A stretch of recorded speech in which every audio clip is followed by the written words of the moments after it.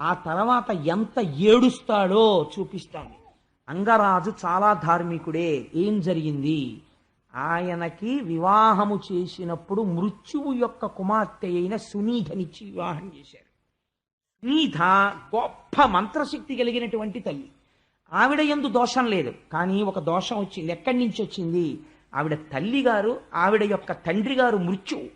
అందుచేత ఒకరిని మృత్యు అనేటటువంటిది ఎవరికి సంతోషకారకం కాదు కదండి. అందుకే అసలు ఎవరు ఇంట్లో దక్షిణ దిక్కుకు తిరిగి నమస్కారం చేయరు. కారణం ఏంటంటే దక్షిణ దిక్కుకు తిరిగి చేసిన నమస్కారం యమధర్మరాజు గారికి చెందుతుంది. ఆయన గబుక్కుని రోజోడు తిరిగి నమస్కారాలు ఎట్టేస్తున్నారు అనుకోండి, మీరు పూజామూర్తులన్నీ ఈశ్వర విగ్రహాలన్నీ ఉత్తర దిక్కుగా పెట్టి మీరు దక్షిణ దిక్కుకి తిరిగి నమస్కారాలు చేయడం మొదలెట్టారనుకోండి, ఆయన పుచ్చుకోవడం మొదలెట్టారనుకోండి, పాపం వీడు రోజు పెట్టేస్తున్నాడు రా మనకి దండాలు, వీడు తప్ప పెట్టేవాడు లేడు, సో నేను ప్రసన్నుడనవుతున్నాను, నేను చెయ్యగలిగిన విధి నీ పట్ల నేను చేసేస్తానన్నాడు అనుకోండి, ప్రమాదం వచ్చేస్తుందని వీడికి భయం. కానీ ఆయన అలా చేయడు పాపం. అలా ఈ టైంకే వస్తాడు ఆయన. వద్దన్నా రావద్దన్నా టైంకి వచ్చేవాడు ఆయన ఒక్కడే దిక్పాలకుల్లో. సూర్య భగవానుడు ఒకడు.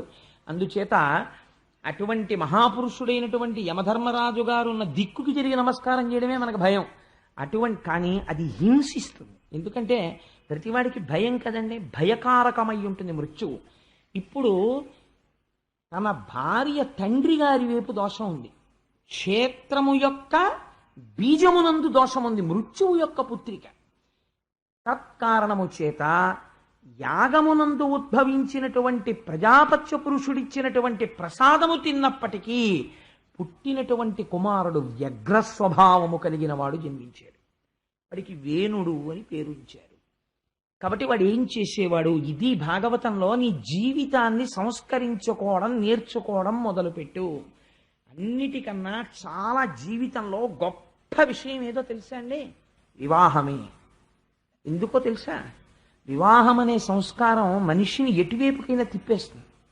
ఒక్కొక్కసారి మహాభక్తుడైనటువంటి వాళ్ళ కుటుంబంలో పుట్టినవాడు ఉంటాడు. నేను వేదిక మీద చెప్పవచ్చో చెప్పకూడదో నాకు తెలియదు, కానీ ఒక ఉదాహరణ చెప్తాను, పేర్లు చెప్పకుండా. నాకు తెలిసి చాలా ధార్మికమై చాలా భగవంతుని పట్ల నిష్ఠ కలిగినటువంటి ఒక కుటుంబంలో ఒకే ఒక కొడుకు ఉండేవాడు. అతను చాలా మంచివాడు. అతనికి వెతికి వెతికి వెతికి వెతికి వెతికి 175 పెళ్లి చూపులు చూసి ఒక అమ్మాయిని తెచ్చి పెళ్లి చేశారు. ఇంత సౌందర్య రాశి లేదు, ఇంత గొప్పది లేదని. వివాహం అయిపోయిన వారం రోజులకి ఆ అమ్మాయి భర్తతో ఏమందో తెలుసా అండి? I hate A man like you, కనీసం సిగరెట్ కాల్చడం నీకు చేత కాదా అని అడిగింది. ఆవిడ పోరు పడలేక వాడు సిగరెట్ కాల్చడం నేర్చుకున్నాడు. ఆ తర్వాత ఏమిటే ఇప్పుడే సంధ్యావందనం పూజ, వాట్ ఈజ్ ఆల్ దిస్? ఏమిటి what is all this non sense? ఇంట్లో సరదాగా లిక్కర్ పార్టీకి వెళ్ళాలి, యవ్వనం అనుభవించాలి, నువ్వు తాగు నేను తాగుతాను, సంతోషంగా గడపాలి మనం. ఏమిటివన్నీ? ఈ ఫోటోలు ఏమిటి, ఈ ఏడు విష్ణుమూర్తి బ్రహ్మ ఏమిటివన్నీ? 4 పక్షులు అలాంటివి పట్ల పెట్టుకుందాం ఇంట్లో చక్కగా. యవ్వనానికి దీప్తి కల్పించే ఉండాలి. క్రమక్రమంగా ఇవాళ ఆయన ఏ స్థితికి చేరాడో తెలుసా అండి? తన తల్లి మరణిస్తే తల్లిగారి శవాన్ని 4 శవవాహకులు పట్టుకుని తీసుకెళ్లేటటువంటి వైదిక ప్రక్రియను తను అంగీకరించలేదు. పక్షులు తింటే కడుపు నిండుతుంది, అలా చెయ్యాలి, నేను సముద్రపు ఒడ్డున పారేస్తానన్నాడు. అంటే అలా చెయ్యొద్దని చెప్పి బంధువులందరూ ప్రాధేయపడి ఆవిడికి అంత్యేష్టి సంస్కారం నిర్వహించారనుకోండి. ఎంతమంది ఏమన్నా ఇవాళ తను మాత్రం ఆ స్థాయిలోనే ఉన్నాడు. ఎందువలన? ఒకవేళ నేను చెప్పిన వృత్తాంతమును తెలుసున్న వాళ్ళు ఎవరైనా ఉంటే ఈ సభలో, వాళ్ళ కుటుంబము వద్ద ప్రస్తావన చేయకండి, బాధపడతారు. కాబట్టి ఎందువల్ల ఇంత మార్పు వచ్చింది చెప్పండి నాకు? ఒక భార్య వల్ల వచ్చేసింది. అదే మీరు తులసీదాస్ గారిని తీసుకోండి. తులసీదాస్ గారు భార్యా సంగమానికి అర్ధరాత్రి వేళ అరణ్యంలో బయలుదేరి పరిగెత్తుకుంటూ వెళ్ళి పావుని పట్టుకుని పైకెక్కాడు మేడ మీద. కావిడంది, నా మీద నీకున్న భ్రాంతిలో 1,00,000 వంతు ఈశ్వరుడి మీద ఉంటే తరించిపోదురా అంది. తులసీదాస్ గారు మహాభక్తుడైపోయాడు. సో వివాహం అనేటటువంటిది, జీవిత భాగస్వామి అనేటటువంటిది చాలా జాగ్రత్తగా ఉండాలండి. ఆడపిల్లకి సంస్కారం ప్రయత్నపూర్వకంగా నేర్పాలి తల్లిదండ్రులు. లేకపోతే ఇక్కడ కొంతకాలం ఉంటుంది, పర్వాలేదు, వీళ్ళ సౌమ్యం పోయిందండి, ఏం చేసినా హర్షిస్తారు. ఎందుకంటే తల్లిదండ్రులను ఆపేక్ష ఉంది కాబట్టి. ఆ ప్రేమ చేత నువ్వు ఊరుకుంటావు, నాశనం చేసేస్తుంది ఇంకో వంశం దగ్గరికి వెళ్ళి. అక్కడికి వెళితే ఏం చేయడం వచ్చు? వంట పేడాబోయేది రాకపోతే, ఒక మహాత్ముడు వస్తే ఏం మాట్లాడాలో తెలియదు. ఎలా పెట్టాలో తెలియదు. ఒక మహాత్ముడి ఇంటికి దేవతార్చనకు వస్తే ఆయన చేతిలో పరిశేచనం చేయడానికి నీళ్లు ఎన్ని మాటలు పొయ్యాలో తెలియదు. తనకు మడిబట్ట కట్టుకోవడం అంటే ఏమిటో తెలియదు. మాఘపాదివారం వస్తే సూర్యనారాయణమూర్తికి ప్రసాదం ఎలా పొంగించిందో తెలియదు. అందుకే కూతురు చెడుగైన మాత తప్పు, తల్లిదే తప్పు అంతే. తల్లి దగ్గర పెట్టుకుని నేర్పి తీరవలసిందే సంస్కారాన్ని. ఈవిడ నేర్పని కారణానికి వేరొక వంశం నాశనం అయిపోతుంది అవతల వైపు. నీ పిచ్చ ప్రేమ హద్దులో ఉండాలి. నీ కూతురి యందు నీకు ప్రేమ ఉంటే దానికి ఒక అవధి ఉండాలి, దానికి ఒక నియతి ఉండాలి, దానికి ఒక మర్యాద ఉండాలి. అంతేకాని విచ్చలవిడితనం ఆడదానికి నేర్పితే వేరొక వంశం నాశనం అయిపోతుంది. ఆడది సంస్కారం నేర్చుకుంటే వేరొక పురుషుడు కూడా మారిపోవచ్చు. పురుషుడు కూడా అంతే, స్త్రీ పట్ల అంతే మర్యాదగా ఉండాలి. అంతటి ఔన్నత్యంతో జీవితాలు గడపాలని మనకి భాగవతం బోధ చేస్తోంది. ఎంత గొప్ప విషయాన్ని వ్యాసుడు ప్రతిపాదన చేస్తున్నాడో చూడండి. అందుచేత ఇటువైపు నుంచి ఉన్నటువంటి దోషమునకు ఏమైనది, వేణుడు వ్యగ్రతతో జన్మించినాడు కాబట్టి ఏం చేసేవాడు, అది జన్మతః వచ్చిన బుద్ధి, అది బోధకి మారడం కూడా చాలా కష్టం. అది ఇంకా పుట్టుకతో వచ్చిన బుద్ధి పుడకలతో పోతుందంతే ఇంక మళ్ళీ. కాబట్టి ఏమైంది, నిష్కారణంగా వేటకెళ్ళిపోయేవాడు ప్రతిరోజు. వెళ్ళిపోయి కుందేలు పిల్లల దగ్గర నుంచి లేళ్ళు జింకల వరకు చంపేసేవాడు. ఆ చంపడంలో అర్థం లేదంటే ఇంకా వ్యగ్రత. ఒకటి చచ్చిపోతుంటే తనకు ఆనందం. తను తిరిగి వచ్చేస్తుంటే పిల్లలందరూ క్రీడా మైదానంలో ఆడుకుంటుండేవారు. ఆడుకుంటుంటే బడిత పట్టుకుని పిల్లల్ని చచ్చిపోయే వరకు కొట్టేసేవాడు. పిల్లలు చచ్చిపోయేవారు. సంతోషంగా ఇంటికి వెళ్ళిపోయేవాడు. ఎందుకని మాతామహుడి వైపు నుంచి వచ్చేసింది పోలిక. వచ్చేయడంలో అందుకే 7 తరాలు చూస్తారండి. మళ్ళీ అటువంటి చీడ పురుగు మళ్ళీ పుట్టే అవకాశం ఉంటుంది. కాబట్టి తాను చేసిన పాపం తనతో ఆగదు. తర్వాత తన పిల్ల మనవలు, మునిమనవలు ఇంతమంది పాడై చరిత్రే వక్రీకరింపబడిపోతుంది. చాలా జాగ్రత్త సుమా. జీవితం అంటే ఏమిటో అనుకుంటున్నావు? హ్యాండిల్ విత్ కేర్ జీవితమే అన్నది చూపిస్తున్నాడు వ్యాసుడు. కాబట్టి ఏమైంది, ఇలాంటి పిల్లవాడిని రోజు దగ్గర కూర్చోబెట్టుకుని అంగరాజు ధర్మబోధ చేసేవాడు. ఒరే నాయనా, లేక లేక పుట్టావు, పుత్రకామేష్టి చేశాను, చేస్తే పుట్టినవాడివి, నీ దురంతములు వినలేకపోతున్నాను.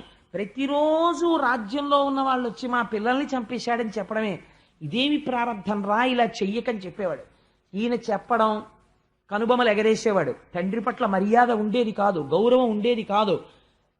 మళ్ళీ తెల్లవారి లేవడం, మళ్ళీ పాపకృత్యాలు చేయడం. ఒకరోజు రాత్రి తండ్రి ప్రాణం విసిగిపోయింది. వైరాగ్యం కమ్స్ లైక్ ఫ్లడ్ అంటే ఇదే.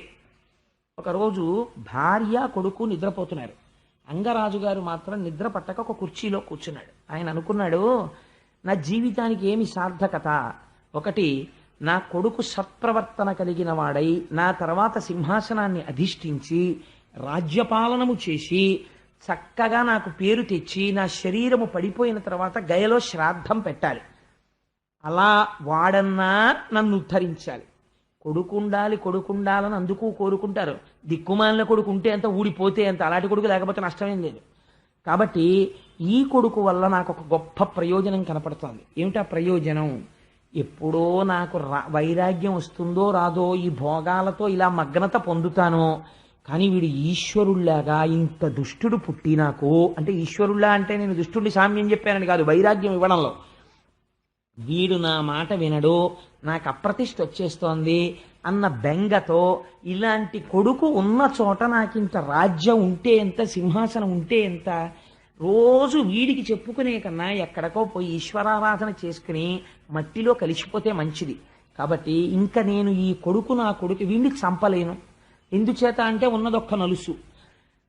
వీణ్ణి రేపొద్దున్న రాజుని చేయలేను, యవరాజ్య పట్టాభిషేకం చేసి వానప్రస్థానికి వెళ్ళలేను, ప్రజలకి తీసుకొచ్చి ఒక బందిపోటు దొంగనప్పజెప్పినట్టు అయిపోతుంది. అందుకని వీడికి యవరాజ్యం ఇవ్వలేను. ఇవ్వకుండా ఉందామంటే కుదరదు. ఇంత చిత్తక్షోభ పడే కన్నా మనము విరాగులమై అరణ్యమునకు వెళ్ళిపోదాం అని చెప్పి ఒక రాత్రి వేళ అన్ని భోగములు కలిగినటువంటి అంతఃపురాన్ని, తన భార్యని, తన బిడ్డని విడిచిపెట్టి గురువులకు కూడా చెప్పకుండా తానొక్కడే కాలినడకన నడిచి అరణ్యంలోకి వెళ్ళిపోయాడు. ఇప్పుడు చెప్పండి, దుర్మార్గుడైన కొడుకు జన్మిస్తే ఎంత సన్మార్గుడైన తండ్రి అయినా ఎంత బాధపడ్డాడో ఆలోచించండి. అది అంగరాజు యొక్క పొరపాట, ఎంత మాత్రమూ కాదు. కానీ ధార్మికుడు శిక్షింపబడినాడు. దేని వలన? క్షేత్రము యొక్క జనన కారణమైన బీజమునందున్న దోషము చేత తాను శిక్షింపబడ్డాడు. ఎలా ఉంటాయో చూడండి వివాహాలంటే. ఆయన అడవికి వెళ్ళిపోతే మర్నాడు పొద్దున్న అంతఃపురంలో రాజు కనపడలేదు. కనపడకపోతే అక్కడ ఉన్నటువంటి గురువులు చూశారు, ఋషులు చూశారు, మహర్షులు చూశారు. అరెరే కనపట్టలేదు రాజు, రాజు లేకపోతే రాజ్యం క్షోభిస్తుంది, కాబట్టి మనం ఉత్తర క్షణం రాజుని తీసుకురావాలని చెప్పి అరణ్యాలలోకి వెళ్ళి వెతికారు. ఎక్కడ వెతికినా రాజు కనపడలేదు. తిరిగి వచ్చేశారు. వచ్చేసి ఇప్పుడు ఉన్నవాడెవరు? ఉత్తరాధికారి రాజకుమారుడు వేణుడే కనుక ఏమో చూద్దాం, ఈశ్వరుడి అనుగ్రహం, మనమెందుకు ఆయన కొడుకు రాజు కాకుండా మనం అడ్డుపడాలి? ధర్మం తెలుసున్నవాడు ధర్మంతో ప్రవర్తించాలి, కాబట్టి పట్టాభిషేకం చేద్దాం. మార్పు రాకపోతే అప్పుడు మనం చూద్దాం ఈయన విషయం అని చెప్పి ఆయన తల్లిగారైనటువంటి సునీధతో మాట్లాడి ఈ వేణుడికి పట్టాభిషేకం చేశారు. వేణుడికి పట్టాభిషేకము చేసిన తర్వాత ప్రజల యొక్క పరిస్థితి ఎట్లున్నది అనడానికి పోతన గారు ఒక గొప్ప ఉదాహరణ చెప్పారు. ఒక కర్ర యొక్క కన్నములలో చాలా కాలము నుంచి చీమలు ఆవాసం చేస్తున్నాయి అనుకోండి. ఆ కర్రకి అకస్మాత్తుగా రెండు వైపులా అగ్నిహోత్రం అంటుకుంది అనుకోండి. ఇప్పుడు ఈ చీమలు ఎటువైపు నుంచి పారిపోతాయి? అలా వేణుడు రాజైన తర్వాత ఇటు రాజు వైపు నుంచి బాధ, అటు క్రూరుల వైపు నుంచి బాధ. వీడికి స్నేహితులు వాళ్లే. అందుకని ఇద్దరూ కలిపి ప్రజల్ని నలిపేస్తున్నారు. ఎక్కడ లేని బాధ పడిపోతున్నారు. యజ్ఞయాగాది క్రతువులు లేవు. ఎవరైనా ఎక్కడైనా యజ్ఞం చేసినా యాగం చేసినా వెంటనే వాళ్ళని శిక్ష వేసేవాడు. నీకెవరు రా ఈశ్వరుడు? రాజు ఈశ్వరుడు. కాబట్టి మీరు యజ్ఞం చేస్తే ఎవరి పేరు మీద చెయ్యాలి? నాకు చెయ్యాలి యజ్ఞం. యాగం చేస్తే నాకు చెయ్యాలి. పూజ చేస్తే ఈశ్వర ప్రతిమలు అవి ఏం పనికిరావు. అందరూ కూడా వేణుని యొక్క చిత్రపటాలని ఇంట్లో పెట్టుకోవాలి, ఆయనకే ఆరాధన చెయ్యాలి. ఇదొక వెర్రి. అందుకని చెప్పి నాకే పూజలు చెయ్యండి అని తనకే ఒక పూజా విధానం నిర్మించేసుకుని ఉంటుంటాడు. ఇటువంటి బోధ మొదలుపెట్టాడు. ఎక్కడా యజ్ఞయాగాది క్రతువులు లేవు. యజ్ఞయాగాది క్రతువులు లేకపోతే ఏమవుతుంది మీరు ఆలోచించండి. మీరైనా ఒకటి ఆలోచించండి. నేను ఓ ఉద్యోగం చేస్తున్నాను. ఓ ఉద్యోగం చేస్తే నాకు 12 నెలలు అయ్యేటప్పటికీ సంవత్సరంలో ఏదో కొంత జీతం వస్తుంది. వస్తే నిర్దాక్షిణ్యంగా నాకు జీతం ఇచ్చిన ఆఫీసర్ ఎవరో, ఆ జీతం ఇచ్చిన ఆఫీసర్ గారే ఒక ఆయనతో లెక్క కట్టిస్తారు. ఈ కోటేశ్వరరావుకి ఎంత వచ్చిందా 12 నెలల్లో అని. ఇంత వచ్చిందండి ఈయన జీతం. ఈయన ఆదాయపు పన్ను అని ఇంత వచ్చినందుకు ఇంత ట్యాక్స్ కట్టాలి, కోసే ఆయన జీతంలో అంటాడు. అప్పుడు నేను అది కట్టేటప్పుడు సంతోషంగా కట్టేయాలి. ఈశ్వరుడు నాకు ఇన్కమ్ ట్యాక్స్ కట్టగలిగినంత అదృష్టాన్ని ఇచ్చాడనమాట. అదొక క్రెడెన్షియల్ అనుకుని కట్టేయాలంతే. అంతేకాని నేను తిరగబడ్డాను అనుకోండి, నేను ట్యాక్స్ కట్టను. ఆయన ఏం చేస్తాడంటే ఛార్జ్ షీట్ ఇచ్చి ట్యాక్స్ కట్టని వాడు సిటిజన్గా కూడా కాదు, ఉద్యోగంలో ఉండడానికి వీలేదు, తీసేది, ఇన్కమ్ ఉండదు, ట్యాక్స్ కట్టక్కర్లేదు, వెళ్ళిపోయి ఇంటి కట్టాడు. కాబట్టి ఏమవుతుంది? మొత్తానికి మొదటికి మోసం వస్తుంది. యజ్ఞం చెయ్యడం యాగం చెయ్యడం అంటే ఏమిటో తెలుసా అండి? అందుకే అది ఒక్క మన ధర్మంలోనే ఉంది. అగ్నిహోత్రానికి నీకు ఈ అనుగ్రహం అంతా ఐశ్వర్యం అంతా ఎక్కడ నుంచి ఏ దేవతల వలన వస్తోందో ఆ దేవతలకి కృతజ్ఞత చెప్పుట. అందుకని మీరు మళ్ళీ హవిస్సు తెచ్చి అగ్నిముఖంగా వాళ్ళకి కృతజ్ఞత చెప్తారు. కృతజ్ఞత చెప్తే దేవతలు సంతోషిస్తారు. సంతోషిస్తే అందరూ సంతోషంగా ఉండేటట్టు లోక కళ్యాణకారకమైనటువంటి ఐశ్వర్యమును కురిపిస్తారు. ఇప్పుడు ఆయన ఏమంటున్నాడు? యజ్ఞయాగాది క్రతువులు చెయ్యవద్దంటున్నాడు. ప్రజల్ని పీడిస్తున్నాడు. ఇప్పుడు కోపం ఎవరికి వచ్చింది? భూదేవికి వచ్చింది. ఎందుకని? ఇక్కడే రహస్యం అండి. ఒక నామం ఒకటి ఉంది, అది శివనామాల్లో ఉంటుంది, విష్ణు సహస్రంలో ఉంటుంది. సర్వ శివస్థాన భూతాధిర్నిధిరవ్యయ. శర్వుడన్న పేరు శ్రీ మహావిష్ణువుకు ఉంది. శర్వుడన్న పేరు పరమశివుడికి ఉంది. శర్వాణి అన్న పేరు పార్వతీదేవికి ఉంది. శ్రీదేవి అన్న పేరు శ్రీ మహావిష్ణువు యొక్క భార్య అయిన లక్ష్మీదేవికి ఉంది. శర్వుడు అంటే చితి రూపమూర్తి, భూమి రూపంలో ఉంటాడు. మీకు ఏ ఐశ్వర్యం కావాలన్నా భూమిలోంచే వస్తుంది.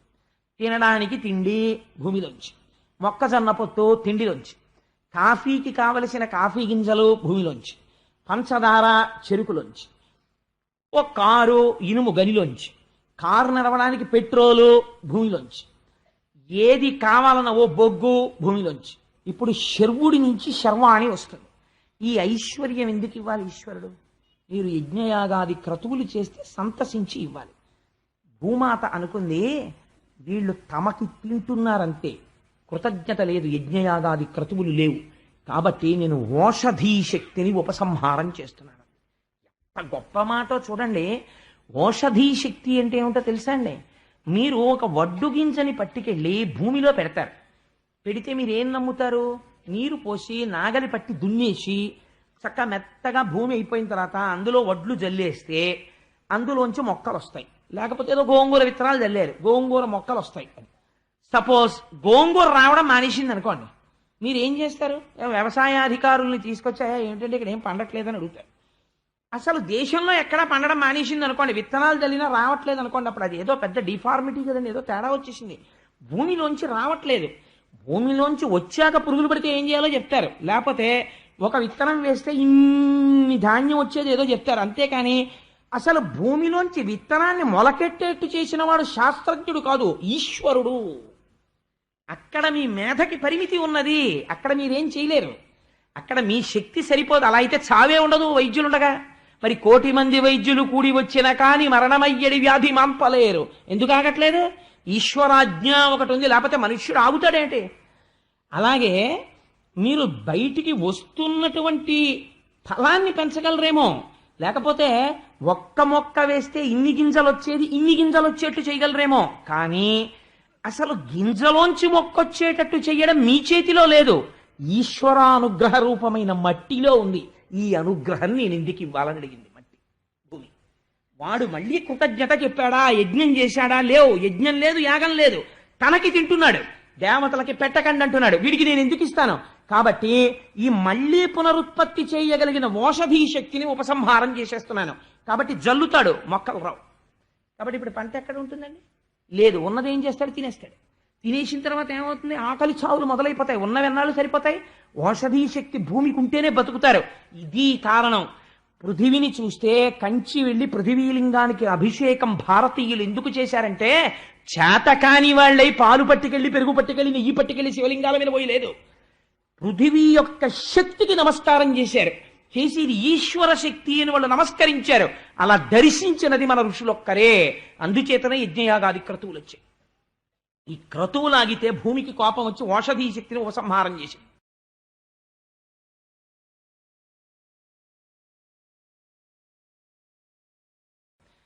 ఇప్పుడు ఎప్పుడైతే ఓషధీ శక్తి ఉపసంహారమైందో వెంటనే వచ్చే ఫలితమేమి? ప్రతి వాడికి కూడా దేశంలో ధర్మం అన్నమాట, నీతి అన్నమాట ఎంతకాలం ఉంటాయండి? ఇక్కడ కడుపులోకి పదార్థం దొరికినంతసేపే. అసలు తినడానికి దొరకట్లేదు అనుకోండి, భాగవతం చెప్తాను రెండంటే ఎవడైనా వస్తారండి? ఎవ్వరూ రారు. ఏమవుతుందంటే వాడి ఇంట్లో అన్నం ఉందిట, బస్తాడు బియ్యం ఉన్నాయిట, మనం 1,000,000 మందిని చచ్చిపోతున్నాం అని తెలిసింది అనుకోండి, 1,000,000 మంది వెళ్ళి వాడిని చంపేసి బస్తా బియ్యం తెచ్చుకుని ఇందులో బలవంతులు మిగులుతారు, బలహీనులు చచ్చిపోతారు, పీక్కు తినేస్తారు. రాలేదండి? ప్రపంచంలో ఎన్ని దేశాల్లోనో ఇలాంటి పరిస్థితులు వచ్చాయి. ఆఖరికి తిన్నటువంటి ఎంగిలి విస్తరాకుని విసిరితే దానికోసం కుక్కలు కొట్టుకున్న రోజులు వచ్చాయి. ఎందువల్ల? దేవతల యొక్క ఆగ్రహము వలన. కాబట్టి ఏమైంది? దేశంలో ఎక్కడ చూసినా అసాంఘిక శక్తులు ప్రబలిపోయాయి. విశేషమైనటువంటి నేరముల సంఖ్య పెరిగిపోయింది, దొంగతనాలు పెరిగిపోయాయి. ఇవి చూశారు. చూసి ఋషులు సరస్వతీ నదీ తీరంలో సమావేశమయ్యారు. దీనికి కారణమేమి? యజ్ఞయాగాది క్రతువులు జరగకుండా రాజు చేస్తున్నాడు. ఏ రాజు యజ్ఞం చెయ్యాలో ఆ రాజే యజ్ఞం మానేశాడు. ఏ రాజు యజ్ఞయాగాదులు చేయించాలో ఆ రాజే యజ్ఞయాగాదులను మాన్పించేస్తున్నాడు. కాబట్టి ఏం చెయ్యాలి ఆలోచించారు. ఆలోచించి మన తపశ్శక్తి చేత రాజుని చంపేయగలం. కానీ మనం రాజుని చంపేసి ఏం చేస్తాం? రాజుని మార్చే ప్రయత్నం చెయ్యాలి. బీజదోషం ఎంత దారుణంగా ఉంటుందో చూడండి. కాబట్టి మహర్షులందరం వెళ్ళి వేణుడితో ఒక మాట చెప్దాం, అయ్యా నువ్వు ఇలా చేయకూడదు అని చెప్దాం. మారిపోతే సంతోషం, మారకపోతే ఇంకా రాజు ఉండకూడదు. కాబట్టి మన యొక్క తపశ్శక్తి చేత వాడిని సంహారం చేసేద్దాం అనుకుని బయలుదేరారు. వెళ్ళి వాళ్ళలా వ్యగ్రతతో మాట్లాడలేదు. వాళ్ళు రాజుకి ఆశీర్వచనం చేసి ఒక మాట చెప్పారు, అయ్యా రాజా, యజ్ఞయాగాదులు నువ్వు చేసి ఈ భూమిని రక్షించాలి, శ్రీ మహావిష్ణువు యొక్క అనుగ్రహాన్ని పొందాలి. నువ్వు చెయ్యడం లేదు. ఇది ఏమవుతుందో తెలుసా? ఏదో ఒకనాడు ఊదగా ఊదగా ఊదగా ఊదగా బుడగ పెరుగుతున్నట్టు కనపడుతుంది. పక్కన ఈశ్వరాలంబనము యొక్క ఆధారము లేనటువంటి ఐశ్వర్యము పెరిగిన బుడగ పెరిగి పెరిగి పేలిపోయినట్టు ఒక్కసారి మధ్యపతనం అయిపోతుంది. ఈ రాజ్యము కూడా నశించిపోతుంది.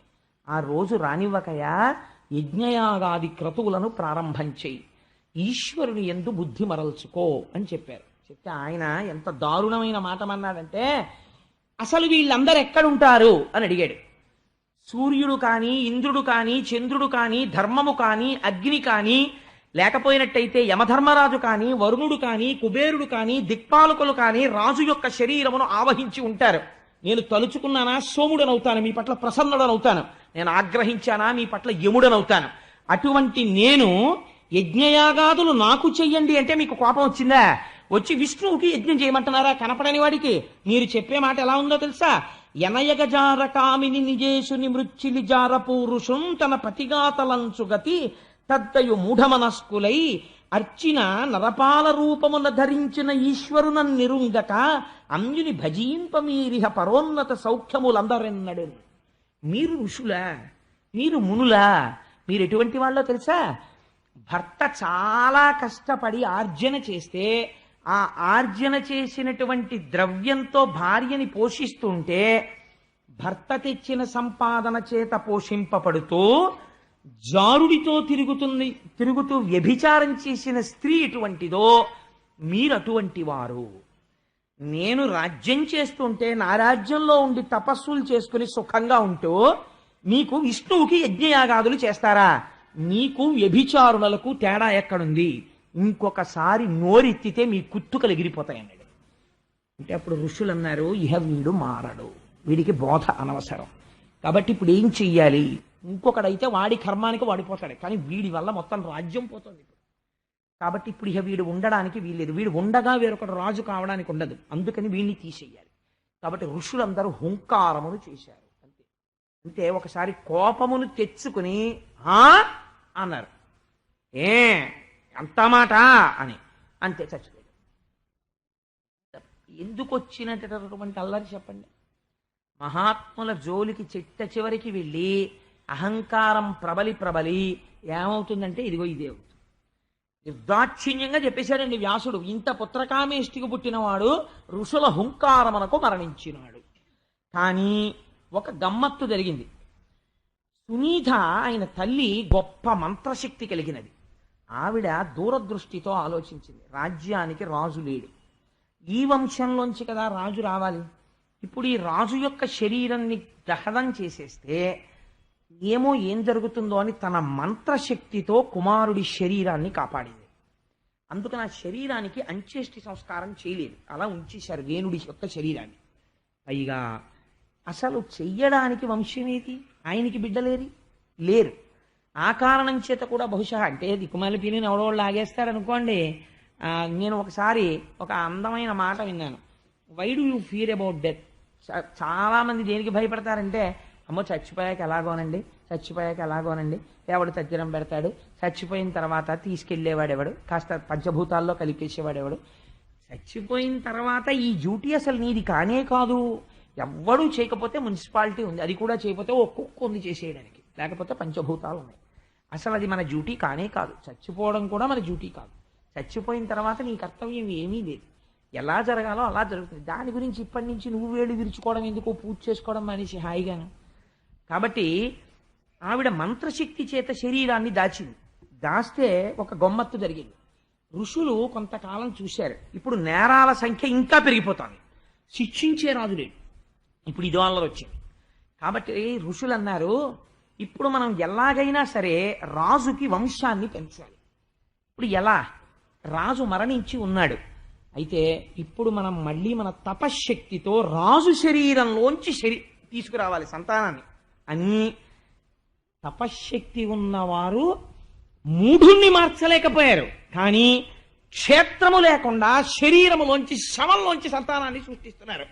మీరు ఆలోచించండి, చచ్చిపోయిన శవంలోంచి ఋషులు సంతానాన్ని కలిగింపజేశారు, కానీ వాళ్ళ వాక్కుకి వాడు మాత్రం మారలేదు. మౌఢ్యము ఎంత స్థాయిలో ఉంటుందో మీరు ఆలోచించండి. వాడు మారడంతే ఇంకా. కాబట్టి ఏమైంది? ఋషులు వెళ్ళి మొట్టమొదట ఆయన తొడ మీద మథనం చేశారు. మథనం అంటే నలపడం. మథనం చేశారు గట్టిగా.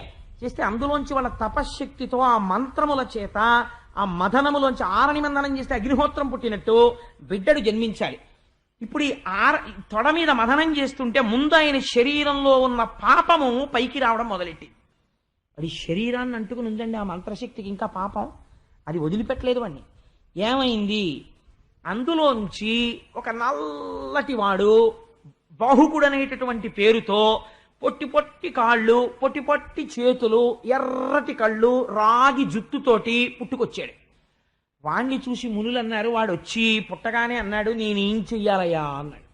అంటే వాడిని వంక చూసి వాళ్ళు, ఒరే వీడు రాజ్యపాలనమును చెయ్యగలిగిన వాళ్ళ లేడరా, మళ్ళీ వీడిని పాపం పెడితే వీడు ఇబ్బంది పడిపోతాడు అని వాళ్ళన్నారు. వరమును నిషీదయ్యను చూపలుకుటయ్యను తానవాడు దానుడయ్యే అతని వంశులు గిరికానలందు వేణు కల్మషము చెప్పుచుండిరి కడక. మరియు ఎప్పుడైతే వేణుని యొక్క పాపములోంచి వాళ్ళు జన్మించారో మేమేం చెయ్యమని అడిగారు ఆ పిల్లాడు. అడిగితే నిషీద అన్నారు. అంటే అలా కూర్చో అన్నారు. నువ్వేం చెయ్యద్దు, అలా కూర్చో అంటే వాడు అలా కూర్చున్నాడు. ఆ తర్వాత వాడు ఏం చేశాడు, మళ్ళీ సరి అయినటువంటి పిల్లడు రావాలి ఇప్పుడు శరీరంలోంచి. అందుకని మళ్ళీ ఎక్కడ మథనం చేద్దామని వాళ్ళు ఆలోచిస్తున్నారు. ఆలోచిస్తుంటే ఈ పిల్లవాడు లేచి మెల్లమెల్లగా నడుచుకుంటూ అరణ్యానికి వెళ్ళిపోయి అక్కడ ఉండేటటువంటి కొండలలో కోనలలో నివసించడం మొదలెట్టాడు. ఆయన వంశీయులకే నిషాదులు అని పేరు వచ్చింది. కాబట్టి ఇప్పుడు ఏమైంది? బాహూరాజన్యకృత. రాచరికం ఎక్కడుంటుంది? రక్షణ బాహువులయ్యందు ఉంటుంది. ఇప్పుడు ఋషులు స్తోత్రం చేశారు, స్వామి ఒక కొడుకు పుట్టడాన్ని మేము అడగట్లేదు, లోకమును రక్షించగలిగిన కొడుకు కావాలని అడుగుతున్నాం. కాబట్టి ఓ శ్రీ మహావిష్ణువా, నువ్వే నీ అంశ చేత, నీ తేజస్సు చేత ఈ బాహువులలోంచి బయటికి రా అని ఇప్పుడు బాహువుల్ని మధించారు. మధిస్తే అందులోంచి ఆశ్చర్యకరంగా ఆ బాహువులని మధిస్తున్నప్పుడు ఒక అందమైనటువంటి పురుషుడు, ఒక అందమైనటువంటి స్త్రీ ఇద్దరు పుట్టారు. అలా పుడతారు. తపశ్శక్తి చేత సాధించలేనివి ప్రపంచంలో ఉండవు. కర్దమ ప్రజాపతి విహరించలేదండి. అందుచేత శంకర భగవత్పాదులు కేదార్నాథ్లో అంత హిమాలయ పర్వతాల్లో ఉష్ణగుండాన్ని ఏర్పాటు చేశారు. ఇప్పటికీ మనం వెళ్ళి వేడి నీళ్లలో స్నానం చేయట్లా?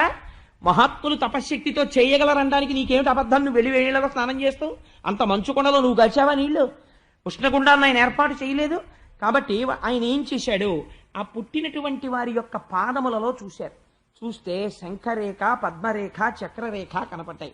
ఓహో, మనం ప్రార్థన చేసినట్టు శ్రీమన్నారాయణుడు ఆవిర్భవించాడు. ఆవిడికి నిత్యానపాయని అని పేరు.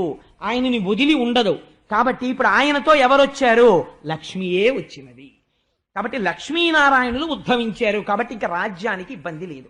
అంటే మహర్షులైనటువంటి వారు ఈశ్వరుణ్ణి నమ్మి చేసిన పని మీద ఈశ్వరుడు అనుగ్రహించాడు.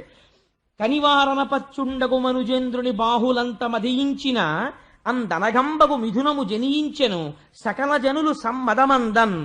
అందరూ సంతోషపడిపోయేటట్టుగా అందులోంచి ఒక యువకుడు యువతి వచ్చారు. ఆ పిల్లవాడికి పృథువు అని పేరు పెట్టారు. ఆయన వెంటనే యవనాన్ని సంతరించుకున్నాడు. ఆవిడికి అర్చిస్సు అని పేరు పెట్టారు. వాళ్ళిద్దరూ ఆయనే పృథు మహారాజు గారు అయ్యాడు. ఆయన విష్ణువాంశతో ఋషులు మధిస్తే పుట్టినవాడు కనుక ఆయన రాజ్యపాలనం చెయ్యడానికి కావలసిన ఉపకరణములు తమంత తాము గబగబా దిక్పాలకులు పట్టుకొచ్చారు. కుబేరుడు ఆయన కూర్చోడానికి కావలసిన సింహాసనం తెచ్చాడు. వరుణుడు గొడుగు తెచ్చాడు. వాయువు చామరం తెచ్చాడు. ధర్ముడు ఆయన మెడలో వేసుకునేటటువంటి సుగంధమాల తీసుకొచ్చాడు. బ్రహ్మగారు వేదమనబడేటటువంటి కవచాన్ని ఇచ్చారు. సరస్వతీదేవి మెడలో వేసుకునే హారాన్ని ఇచ్చింది. శ్రీ మహావిష్ణువు అంటే పూర్ణాంశతో ఉన్నటువంటి స్వామి శ్రీహరి సుదర్శనాన్ని ఇచ్చాడు. లక్ష్మీదేవి ఐశ్వర్యాన్ని ఇచ్చింది. పరమశివుడు దశచంద్రమనబడేటటువంటి కత్తినిచ్చాడు. ఇప్పుడు ఈ కత్తి పెట్టడానికి వర కావాలి. అందుకని పార్వతీదేవి శతచంద్రమనబడేటటువంటి వరనిచ్చింది. సోముడు గుర్రాన్నిచ్చాడు. త్వష్ట రథాన్నిచ్చాడు. అగ్ని ధనస్సునిచ్చాడు. సూర్యుడు బాణాన్నిచ్చాడు. సముద్రుడు శంఖాన్నిచ్చాడు. స్వామి జన్మించగానే సమస్త దేవతలు తమ శక్తులు ధారపోశారు. ధారపోస్తే ఇక్కడ పొంగిపోయి పృథు మహారాజు గారు పరిపాలన చెయ్యడం కోసమని సింహాసనం మీద కూర్చున్నాడు. కూర్చోగానే వందిమాగదులు స్తోత్రం చేశారు. స్తోత్రం చేసి, అయ్యా నువ్వు అంతవాడివి, మహానుభావ, సాక్షాత్ విష్ణువాంశలో జన్మించిన వాడివి, నువ్వు ఈ లోకమును సుభిక్షంగా పరిపాలిస్తావు, నీ పాదముల యందు పద్మరేఖ హలరేఖ కనపడుతున్నాయి. ఆయన అన్నారు, నేను ఇప్పుడే పుట్టాను, అప్పుడే మీరు నన్ను స్తోత్రం చేస్తారేమిటి? నారాయణుణ్ణి స్తోత్రం చెయ్యండి, నేను ఏదైనా సాధించిన తరువాత నన్ను స్తోత్రం చెయ్యండి అన్నారు. వాళ్ళన్నారు, మేము కేవలం వంది సూటుడు అంటే అదే పనిగా అర్థం ఉన్నా అర్థం లేకపోయినా పొగిడేవాళ్ళం కావు. మేము భూత భవిష్యత్ వర్తమాన కాలములను తెలుసుకుని పొగిడేవాళ్ళం. నిన్ను ఎందుకు పొగుడుతున్నామో తెలుసా? నువ్వు ఈ భూమి పంట పండడం కోసం నీ ధనస్సు యొక్క కొన చేత పర్వతములను పగుల కొట్టి భూమిని అంతటినీ సమతలం చేస్తావు. భూమిని ధేనువుగా మార్చి ఓషధుల్ని పిండుతావు. సనకసనందనాది మహర్షుల చేత జ్ఞానమును బడసి మోక్షాన్ని పొందుతావు. శ్రీహరి దర్శనాన్ని పొందుతావు. భవిష్యత్తు తెలుసు కనుక నిన్ను పొగిడామన్నారు. అప్పుడు వాళ్ళకి బహుమానములనిచ్చి సంతోషించాడు. అంటే రాజు వెనకాతల ఉండేటటువంటి వారు నిష్కారణంగా అదే పనిగా పొగిడేవాళ్ళు కాదండి. వాళ్ళు వంశ చరిత్ర చెప్తుంటారు. ఈ రాజు తప్పు చేయకుండా నీ వంశంలో ఫలానా రాజు ఇలా చేశాడు, ఫలానా రాజు ఇలా చేశాడు అని చెప్తుంటారు. చెప్తూ ఉంటే అయ్యో అటువంటి వంశంలో పుట్టాను, నేను తప్పు చేయకూడదని రాజుకి సర్వదా జ్ఞాపకం ఉంటుంది. అటువంటి మహాపురుషులు వాళ్ళు. అందుచేత పృథు మహారాజు గారు సింహాసనం మీద కూర్చోగానే ప్రజలందరూ వచ్చారు. మహానుభావ, ఇన్నాళ్ళు మాకు చెప్పుకోవడానికి ఎవరు దిక్కు లేడు, ఇవాళ నువ్వు మాకు దిక్కు దొరికావు కాబట్టి నీకు చెప్పుకుంటున్నాం. ఆకలితో అన్నమో రామచంద్ర అని అలమటించిపోతున్నాం. మాకు తినడానికి పిడికెడు అన్నం లేదు, ఎందుకంటే ఔషధీ శక్తులన్నీ వెనక్కి వెళ్ళిపోయాయి. మేము ఇవాళ పంట పండిద్దామన్నా పంటలు పండట్లేదు, నువ్వు మమ్మల్ని అనుగ్రహించవలసింది అన్నారు. అంటే పార్వతీదేవి శాకాంబరి అయినట్టు వెంటనే పృథు మహారాజు గారు తన ధనస్సు పట్టుకుని రథం ఎక్కి భూమిని వెంబడించాడు. అసలు ఈ భూమి అన్నది పంట పండుతుందా పండదా, నా యొక్క బాణశక్తి చేత ఈ భూమిని భిన్నం చేస్తానన్నాడు. అంటే పృథు మహారాజు గారి యొక్క ఆగ్రహాన్ని చూసి భూమి గోరూపాన్ని పొంది పరిగెడుతోంది. భయపడి పరిగెడుతుంటే ఏ దిక్కుకు పరిగెడితే ఆ దిక్కుకు ఎదురొచ్చాడు. ఎదురొస్తే అప్పుడు గోవు ప్రార్థన చేసింది, స్వామి నువ్వే ఒకనాడు యజ్ఞవరాహమై నీ దంష్టలతో భూమిని పైకెత్తావు, నువ్వే ఈ భూమిలోంచి అన్ని రకములైనటువంటి శక్తులు, ఏ శక్తులు కావాలన్నా భూమిలోంచి వస్తాయండి, అన్ని శక్తులు ఇందులోంచి వచ్చేటటువంటి అదృష్టాన్ని నాకు కటాక్షించావు. కానీ నేను ఇందులో ఉండేటటువంటి ఔషధీ శక్తుల్ని బ్రహ్మగారు మొట్టమొదట ఈ భూమండలాన్ని స్వయంభౌమనుకి ఇచ్చేటప్పుడు ఈ భూమికి ప్రత్యుత్పత్తి చేసి ప్రజలకి అన్నం పెట్టగలిగినటువంటి శక్తిని ఔషధీతత్వము అనబడేటటువంటి పేరుతో తెచ్చి నాలో పెట్టి ఆశీర్వదించి తన చేత్తో ముట్టుకున్నాడు. అందుకని నాకు ఈ శక్తి వచ్చింది. నేను దీన్ని దేనికి కాపాడమని చెప్పాడు? మళ్ళీ యజ్ఞయాగాదులు చేస్తారు, అందుకని నువ్వు పంటలు పండి వారికి అందించని చెప్పాడు. కానీ ప్రజలు ఏం చేస్తున్నారు? ఇప్పుడు ఎవ్వడూ యజ్ఞయాగాదులు చెయ్యలేదు. వేణుడు చెయ్యవద్దన్నాడు, ప్రజలు మానేశారు. యజ్ఞయాగాదులు మానడం ఎంత ప్రమాదం వస్తుందో భాగవతం చెప్తోంది. అనుపమ మఖకర్మక్రియ అనయము లేకుండుట నేననాధృతనగుచున్ జననాయక ఈ లోకము ఘన చోరీభూతమగట కనుగొని ఎంతన్ సమనాది సిద్ధి కొరకై తవిలి తదీయౌషధీవితతులను ధరణీధవా ఏనప్పుడు గ్రసించితి అవియును నాయందు జీర్ణమయ్య కడంగం. పృథివీ అంది వీళ్ళందరూ దొంగలైపోయారు. దొంగ అంటే ఏమిటో తెలుసా అండి?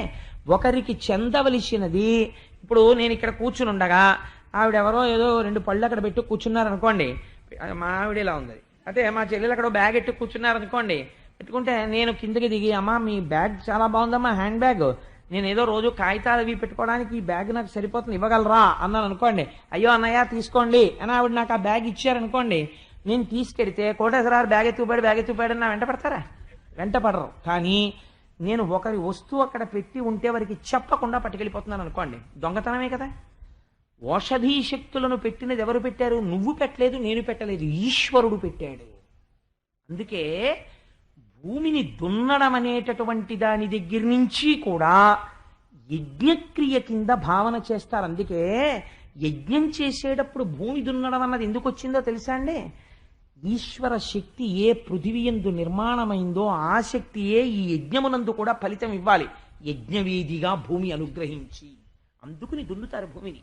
అందుకని నాగలి పట్టి ప్రభు అయినా దున్నవలసిందే. జనక మహారాజు గారు దున్నాడు. సరే, అందుచేత ఏమైంది అంటే ఈ పృథివంది ఇవాళ ప్రజలు దొంగలైపోయారు, యజ్ఞయాగములు చెయ్యడం లేదు. వాళ్ళు దొంగలైపోతే ఎవరికి కృతజ్ఞత చెప్పి తినాలో, ఎవరికి చెప్పి తినాలో, ఎవరి వస్తువు తింటున్నారో వారికి చెప్పకుండా తింటున్నారు. దొంగతనం కదా. అందుకని నేను దాచేశాను. ఎవరి వస్తువు వాళ్ళు దాచుకోరండి. దొంగతనం పక్క ఫ్లాట్లో దొంగలు పడ్డారనుకోండి, రాత్రి చెప్పుల స్టాండ్ కూడా ఇంట్లో పెట్టి తాళం వేస్తాం. కాబట్టి ఏమవుతుంది, నేను నా ఓషధీ శక్తుల్ని గ్రసించానంటే అమ్మో వీళ్ళకి దొరకకుండా దాచేద్దామని నోట్లో పడేసుకుని గబుకుని మింగించింది అంతే. గ్రసించడం అంటే నవిలి మింగడం కాదు. మహాగ్లాస అని లలితా సహస్రంలో అమ్మవారికి పేరు. చిన్న కిస్మిస్ పిండి నోట్లో వేసుకుని ఎలా ఉందో రుచి చెప్పండి అందనుకోండి, ఇలా నోట్లో వేసుకుని ఏమన్నా ఎలా ఉంది అంటే ఏమిటి ఎలా అంటే గడుక్కుని మింగేయడం. అందుకని ఆవిడేం చేసింది, ఈ దుర్మార్గులకి దొరకకూడదని గ్రసించేసాను, మింగిశాను. అదేమైంది, ఆ ఓషధీ శక్తి లోపలికి వెళ్ళి జీర్ణం అయిపోయింది. ఇప్పుడు లేదు. కానీ నాకో లక్షణం ఉంది, నేను గోరూపంలో తిరుగుతాను. కాబట్టి జీర్ణమైన శక్తి మళ్ళీ ఏ రూపంలో బయటికి వస్తుంది, పాల రూపంలో వస్తుంది. నేను పాల రూపంలో ఇప్పుడు మళ్ళీ ఈ శక్తులన్నీ మీకు ఇవ్వాలి.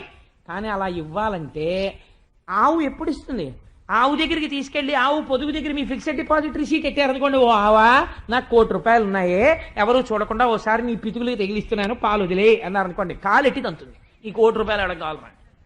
లేకపోతే ఒక ఆవు దగ్గరికి వెళ్ళి మీ పీజీ సర్టిఫికెటో డాక్టరేటో తీసుకెళ్లి చూపించారనుకోండి, తినేస్తుంది. అందుకని తప్ప అది పాలు వదలదు. పాలు ఎప్పుడు వదులుతుంది, తనకి ప్రీతిపాత్రమైనటువంటి దూడ కనబడితే పాలు వదిలేస్తుంది. నేను నిన్న మా ఇంట్లో నిద్రపోతున్న మా ఆవిడ్ని కూడా లేపేశాను ఈ సంఘటనకి. నేను ఏదో పనిలో ఉన్నాను, అంబే అంబే అని ఒక ఆవు దూడ అరుస్తోంది. ఒక 4 మాటలు విన్నాను, 5 మాటలు విన్నాను, మనసు సంక్షుభితం అయిపోయింది. ఎందుకు అరుస్తోంది ఆవు దూడిలాగా, ఏదో కారణం ఉండాలి. పోనీ కనీసం 4-5 అరటిపళ్ళు పట్టుకెళ్ళి పెడదాం, ఏం ఆపద వచ్చిందో పాపం అని అరటిపళ్ళు పట్టుకుని అసలు ఈ ఆవు దూడ ఎటుంది చూద్దామని గ్రిల్లో నిలబడి చూస్తున్నాను. అది కనపడింది మా అపార్ట్మెంట్ కిందకి దిగుదాం అనుకున్నా, నాకు తోగెత్తి పారిపోయి చిత్రం ఏంటంటే 4 రోడ్ల కూడల దగ్గరికి వెళ్ళడం, అంబా అరుస్తూ ఉండడం, చూస్తూ ఉండడం, మళ్ళీ పరిగెడుతూ ఉండడం. ఇది ఇలా అరుస్తుంటే ఎక్కడ చూసిందోనండి ఆవు, ఎక్కడ వినపడిందో అంబా అని అరుచుకుంటూ అదొచ్చింది. ఆ ఆవు రెస్పాండ్ అవ్వడంలో దీనిలో అంబా అని ఇదంటోంది. అది అంబా అంటే ఇక్కడున్నాను నేను. ఆ ధ్వని విని ఓహో ఈశ్వరా, సమస్త జీవుల యందు తల్లి బిడ్డల రూపంలో ఇంత ఆర్తిగా ఉన్నావా అమ్మా లలితాపరా భట్టారిక అని, హుసేన్ నీకు ఒక దివ్యమైన స్వరూపం చూపిస్తాను. లలితాపరా భట్టారిక సింహాసనస్థయ్యి దర్శనమిస్తోంది. రా లేచి చూడు, ఆవు కోసం దూడ పరిగెత్తడం, దూడ కోసం ఆవు పరిగెత్తడం. అలా సందులోకి పోయింది ఆ దూడ. అంబా అందంతే ఇది. అది అట్నుంచి పరిగెత్తుకొచ్చేసింది. వచ్చేస్తే ఇది రాగానే, అది దూడ పెద్దదండి, ఆవు పొదుగులోకి వెళ్ళిపోయి ఇలా ఇలా గుద్దేసి పాలు తాగేస్తుంటే ఈ ఆవు సంతోషంతో నాలుకెట్టి దాన్ని ఇలా ఇలా నాకేస్తోంది. నాకు ఆహాహా అమ్మా జగదంబా, నీ కారుణ్యం ఏమిటో ఒకసారి చూపించావా అమ్మా, రేపు పృథు మహారాజు వృత్తాంతం చెప్తావు కదరా, నీకోసారి చూపిద్దాము. దూడ కనబడితే వదలడం అంటే ఏమిటో, ఆవు పిచ్చాడా, లేకపోతే నువ్వేం చెప్పగలవు, రేపు పొద్దున్న గోవుగా విడిచిపెట్టడం అంటే ఏమిటో అని నాకు దర్శనం ఇస్తున్నావా అమ్మా అని సంతోషపడి నా భార్యని పిలిచి అంత దూరం వెళ్ళి ఆవుకి ఎలా పెట్టడమే అన్నాను. వెళ్ళేపోయే ఆవు దూడ పెట్టనే లేదనుకోండి, అలాగే టేబుల్ మీద ఉన్నాయి ఇవాళ పొద్దున్న కూడా. సరే, నేను ఇంతకీ ఈ మాట ఎందుకు చెప్పానంటే, దేనికి ఇస్తుందండి, దానికి ఎవరి పట్ల వాత్సల్యమో దానికి దూడ అని పేరు. ఇతపూర్వము ఈ భూమిని తల్లిలా ఆరాధించినటువంటి వాళ్ళు ఎవరున్నారో వాళ్ళొచ్చి ఏ కోరిక కోరితే ఇప్పుడు ఆ కోరికని భూమి వాళ్ళకి ఇచ్చేస్తుంది. అందుకే ఏ పని చేసినా భూమి పూజ చేసి మొదలెట్టారు తప్ప సైన్స్ అండ్ టెక్నాలజికల్ అడ్వాన్స్మెంట్ అన్న పేరుతో భూమి జోలికి వెళ్ళడం ఈ దేశానికి తెలియదు. ఆ పేరుతో మీరు భూమి దగ్గరికి వెళ్ళారనుకోండి, there can be a slip between cup and lip. ఈశ్వరుడు ఉపద్రవ రూపంలో వచ్చి తీసుకెళ్ళిపోతాడు. మళ్ళీ తీరా కోతకొచ్చినది నీటిలో కలిసిపోతుంది. ఎందువల్ల, పుడమి పట్ల నీకు ఆరాధనాభావము కన్నా నీ దిక్కుమాలిన మేధాశక్తితో నువ్వేదో చేయగలను అనుకున్నావు. ఏది ఇప్పుడు ఆపరా చూస్తానని ఒక పెద్ద తుఫాను వస్తుంది. ఏమిటి చేస్తాడు వీడు, ఏమీ చేయలేడు. పంట నష్టాన్ని తర్వాత అంచనా వేస్తాడంతే. కాబట్టి ఈ పిచ్చ పనులు చేయకు, భాగవతం నేర్పుతోంది. ఎవరు భూమి పట్ల నమస్కారము చేసిన మహాపురుషులున్నారో వాళ్ళని చూస్తే భూమి పరవశించిపోతుంది. తల్లి అయి కాపాడుకుంటుంది. అందుకే లేవగానే భూమికి నమస్కారం చేసి లేవాలి పిల్లలు. తల్లిదండ్రులు ప్రయత్నపూర్వకంగా పిల్లలకు ఒక విషయం నేర్పుకోవాలండి. ఏ నక్షత్రంలో పిల్లలు పుట్టినా ప్రతి నక్షత్రానికి గండకాలం ఉంటుంది. గండకాలంలో పిల్లలకి ఎటువైపు నుంచైనా ఆపద రావచ్చు, మీరు చెప్పలేరు. పిల్లలు ఆటోలో పెడుతుండగా రావచ్చు, రిక్షాలో పెడుతుండగా రావచ్చు, సైకిల్ మీద పెడుతుండగా రావచ్చు, స్కూల్లో ఉండగా రావచ్చు. మీరు ఎలా రక్షిస్తారు? అమ్మ రక్షించాలి గోవు. అందుకని పిల్లలకు ఒకటి నేర్పుకోవాలి తల్లిదండ్రులు. అమ్మా, నిద్ర లేవగానే కాలు పెట్టి దిగుతావు కదా, ఒక్కసారి భూమిని 2 చేతులతో కళ్ళకద్దుకుని సముద్రవసనే దేవీ పర్వత స్తనమండలే విష్ణుపత్ని నమస్తుభ్యం పాదాహతిం క్షమస్వమే. అమ్మ, నువ్వు మా అమ్మవమ్మా, కాలుతో తన్నాను, నాకు ఇంతకన్నా దిక్కులేదు, అమ్మ నన్ను రక్షించు అని అడిగితే అమ్మగా రక్షణ చేస్తుంది తన దూడ చేసుకుని. కాబట్టి ఆవంది అది జీర్ణమైపోయి పాలైపోయాయి ఇప్పుడు నాలో. ఇప్పుడు నేను మళ్ళీ మీకు ఎన్ని రకాల శక్తులు కావాలో అన్నిటినీ వదిలిపెడతాను. నువ్వు అడుగుతున్నావు కాబట్టి, నువ్వు మహానుభావుడవు కనుక, నువ్వు రాజ్యక్షేమమును కోరిన వాడివి కనుక పృథు నీకోసం విడిచిపెడతాను. కానీ ఒక్క కండిషన్, నువ్వు భూమిపతివి. పృథు మహారాజు గారు వచ్చి దూడగా నించుంటానంటే కుదరదు. ఎందుకని? ఆయన భూమిపతి రాజు. అందుకని ఇప్పుడు దూడ రూపంలో ఎవరైనా రాగలరా? వచ్చి నిలబడితే అప్పుడు నేనేం చేస్తానో తెలుసా? నేను విడిచిపెడతాను, పాలగా మళ్ళీ ఔషధీ శక్తులను వదులుతాను. అప్పుడు మళ్ళీ పంటలు పండుతాయి. ఎవరిని తీసుకొస్తావు దూడగా అంటే ఆయన అన్నాడు, చాలా సంతోషం అమ్మా ఇప్పుడు నువ్వు చెప్పిన మాటకి, లేకపోతే నిన్ను నువ్వులు గింజలంత నరికవతల పారేసి నా శక్తితో, నా యోగ శక్తితో భూమిని నిలబెట్టాలనుకున్నాను. నువ్వు మళ్ళీ అనుగ్రహిస్తానన్నావు, తల్లి నీకు నమస్కారం.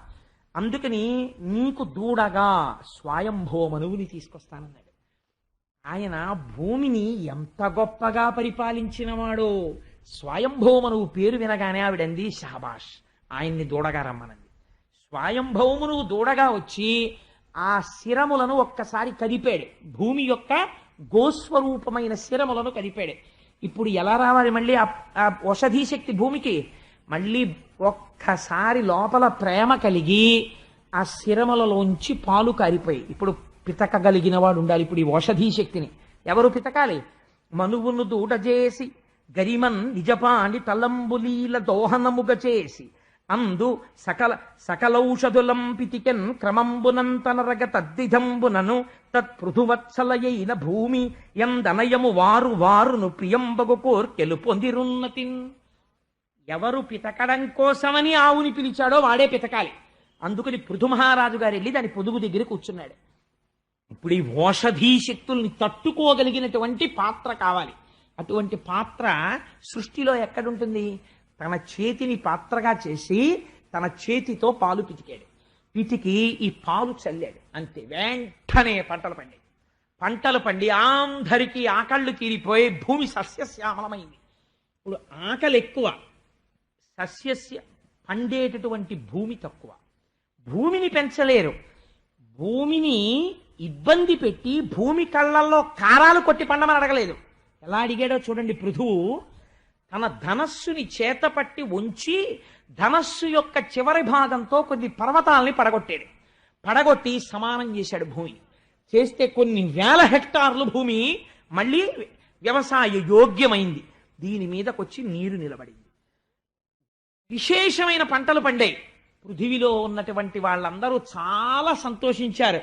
పృథు ప్రజలని రక్షించడానికి వ్యవసాయంలోను ఒక కొత్త ప్రయోగం చేసిన వాడివి కనుక, పంటల విషయంలో నా వాత్సల్యమును లోకమునకు చూపించి ఎగిరిపోయిన ఔషధీ శక్తులను మళ్ళీ ప్రభవింపచేసిన వాడివి కనుక, నువ్వు తండ్రివి, నేను కూతుర్ని, నీ పేరు నేను పెట్టుకుంటాను.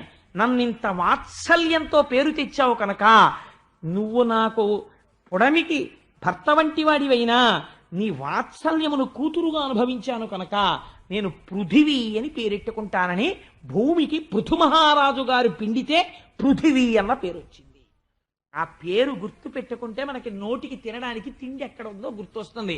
అందుకే జీవితంలో పృథు మహారాజు గురించి వినడం చాలా కష్టమయ్యా. వింటే కోరికలన్నీ తీరిపోతాయన్నారు. మళ్ళీ ఆ భూమి మీద కూర్చుని వింటుంటే కోరికలు రావండి. పృథువు గురించి వింటున్నారా పిల్లలందరూ అంటే భూమి పొంగిపోదు, అందులోంచి మీ కోరిక తీరే శక్తిని అమ్మ ప్రసరించదు, మీకు ప్రసరిస్తుంది. ఈయన ఎప్పుడైతే పిండుకున్నారో ఇంకా కోరికలు ఉన్న వాళ్ళు ఉన్నారు, వీళ్ళందరూ వచ్చారు, దేవతలందరూ పరిగెత్తుకొచ్చారు, ఇంద్రుణ్ణి దూడగా వదిలేరు. ఇంద్రుణ్ణి దూడగా వెళ్తే వాళ్ళకేం విడిచిపెట్టింది అమ్మ అంటే వీర్యము, ఓజము, ఋతము అనబడేటటువంటి మూడింటిని విడిచిపెట్టింది. వాటి పేర్లు వినండి చాలు, ఎందుకంటే వాటి గురించి ఇప్పుడు చెప్పాలంటే అది చాలా పెద్ద క్లాస్ అయిపోతుంది, అందుకని అదో పెద్ద ఉపన్యాసం. అందుకని సహనము లేదా వీర్యము, ఓజము, ఋతము, ఇదే సత్యం త్రత్తేన పరిశించామి. బ్రాహ్మణుడు భోజనం చేసేటప్పుడు సత్యము ఋతముగుగాక అని, రాత్రి ఋతము సత్యముగుగాక అని అడుగుతుంటాడు. సరే, అందుచేత దేవతలు ఇంద్రుణ్ణి దూడగా చేసుకుని ఈ మూడు పిండుకున్నారు. అసురులు అంటే రాక్షసులు ప్రహ్లాదుణ్ణి దూడగా చేసుకుని లోహపాత్రలో 3 రకాల సుర పిండుకున్నారు. గంధర్వులు, అప్సరసలు విశ్వావసుని దూడగా వదిలి పద్మంలోకి సౌందర్యాన్ని, మద్యాన్ని పిండుకున్నారు. అందుకే పద్మం అంత సౌందర్యంగా ఉంటుంది. సరే, పితృగణములు ఆర్యముని దూడగా చేసి పచ్చిమట్టి పాత్రలో కవ్యం పిండుకున్నాయి, అంటే శ్రాద్ధ కర్మలో ఉపయోగించేటటువంటి పదార్థాన్ని. ఆ తర్వాత సిద్ధులు కపిల మహర్షిని దూడగా చేసి ఆకాశం అనేటటువంటి పాత్రలోకి సిద్ధులు పిండుకున్నారు, అందుకే వాళ్ళు ఆకాశగమనం అవి చేయగలుగుతుంటారు. కింపురుషులు మయుణ్ణి దూడగా చేసి యోగం అనే పాత్రలోకి ధారణ అనే శక్తిని పిండుకున్నారు. యక్ష భూత పిశాచాది గణములు రుద్రుణ్ణి దూడగా చేసుకుని కపాలంలోకి రక్తాన్ని పిండుకున్నారు.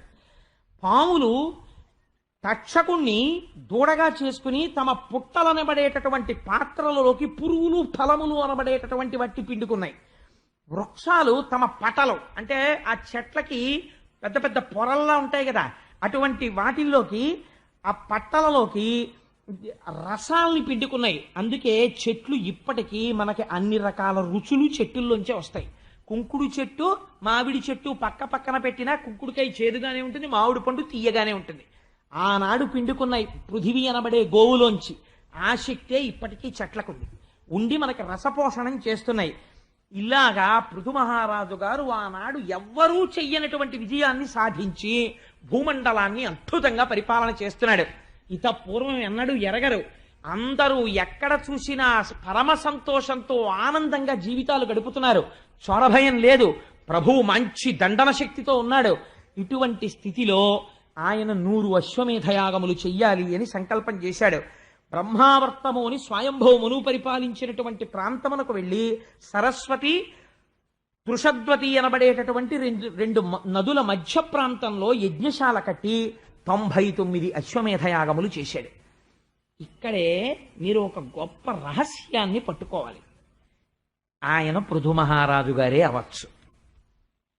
లోకాన్ని సంతోషపెట్టాడు, అంతవరకు బాగుంది. తను తరించాలి కదా, తను తరించడం అన్నది ఒకటి ఉంది కదా. ఎన్ని యజ్ఞాలు చేస్తాడు, యజ్ఞాల వల్ల ఏమొస్తుంది? పుణ్యం వస్తుంది. పుణ్యం ఏమవుతుంది? కొన్నాళ్ళకి క్షీణించిపోతుంది. క్షీణించిపోతే ఏమైపోతాడు? మళ్ళీ కింద పడిపోతాడు.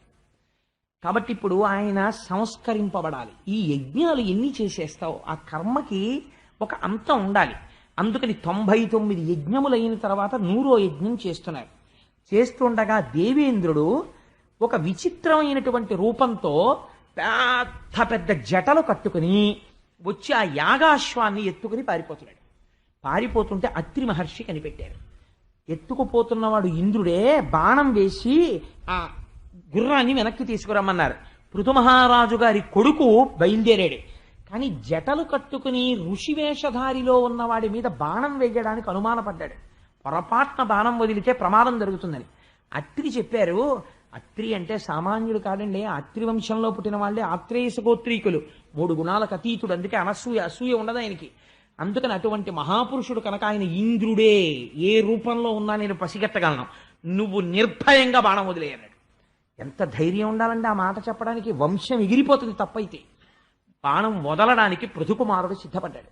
ఇంద్రుడు భయపడిపోయి ఆ రూపాన్ని, ఆ అశ్వాన్ని విడిచిపెట్టి పారిపోయాడు. ఆ గుర్రాన్ని తీసుకుని వెనక్కి వచ్చేసాడు. ఇంద్రుడు అపహరించిన గుర్రాన్ని మళ్ళీ వెనక్కి తెచ్చాడు కాబట్టి ఆ పిల్లవాడికి విజితాశ్వుడు, గుర్రాన్ని గెలిచి వెనక్కి తెచ్చిన వాడని పేరు పెట్టారు. మళ్ళీ యజ్ఞం జరుగుతోంది. ఒకరోజు యజ్ఞం జరుగుతుంటే ఇంద్రుడు తన శక్తితో చీకట్లు కమ్మెట్టి చేసేశాడు. ఆ గాఢాంధకారంలో ఉండగా మళ్ళీ యాగాశ్వాన్ని అపహరించి వెళ్ళిపోతున్నాడు. వెళ్ళిపోతుంటే ఈసారి మళ్ళీ అత్రి కనిపెట్టారు. ఆ వెళ్ళిపోవడం ఈసారి ఎలా వెళ్ళిపోతున్నాడు? ఖట్వాంగం పట్టుకుని వెళ్ళిపోతున్నాడు. అంటే ఒక ఎముక చేత్తో పట్టుకుని దాని మీద పుర్రె బోర్లించి పట్టుకుని వెళ్ళిపోతున్నాడు. వెళ్ళిపోతుంటే అటువంటి వాడు సాధారణంగా మాంత్రిక శక్తులు కలిగినటువంటి వాడై కొంత సాధన చేసిన వాడు అవుతాడు, లేదా బ్రహ్మహత్యాపాత విముక్తి కోసమని వెడుతున్న సాధు పురుషుడు కూడా అలా పట్టుకుంటుంటాడు. అందుకని అలా వెడుతున్నాడు కాబట్టి ఇతన్ని వధించాలా వధించవద్దా అని అనుమానపడుతున్నాడు పృథుకుమారుడు. ఏమీ బెంగ పెట్టుకోక్కర్లేదు, ఇంద్రుడే వేసేయి బాణం అన్నాడు. మళ్ళీ బాణం తీశాడు. ఇంద్రుడు ఈసారి కూడా పగబట్టాడు, బాణం వేసేస్తున్నాడు. ఆ రూపాన్ని అక్కడ వదిలి గుర్రాన్ని వదిలి పారిపోయాడు. గుర్రాన్ని తెచ్చేశాడు, కానీ ఆ వదిలిపెట్టబడినటువంటి రూపమునకు పాఖండ రూపము అని పేరు. అది పాఖండము అంటే పాపఖండము, అందులోంచి పాషండులు పుట్టారు. అంటే వాళ్ళు పైకి చూడ్డానికి వేదమును అంగీకరించి యజ్ఞయాగాది క్రతువులను చేసే వాళ్ళల్లా కనపడతారు, కానీ వాళ్ళు వేద విరుద్ధమైన మార్గములో ప్రయాణిస్తుంటారు.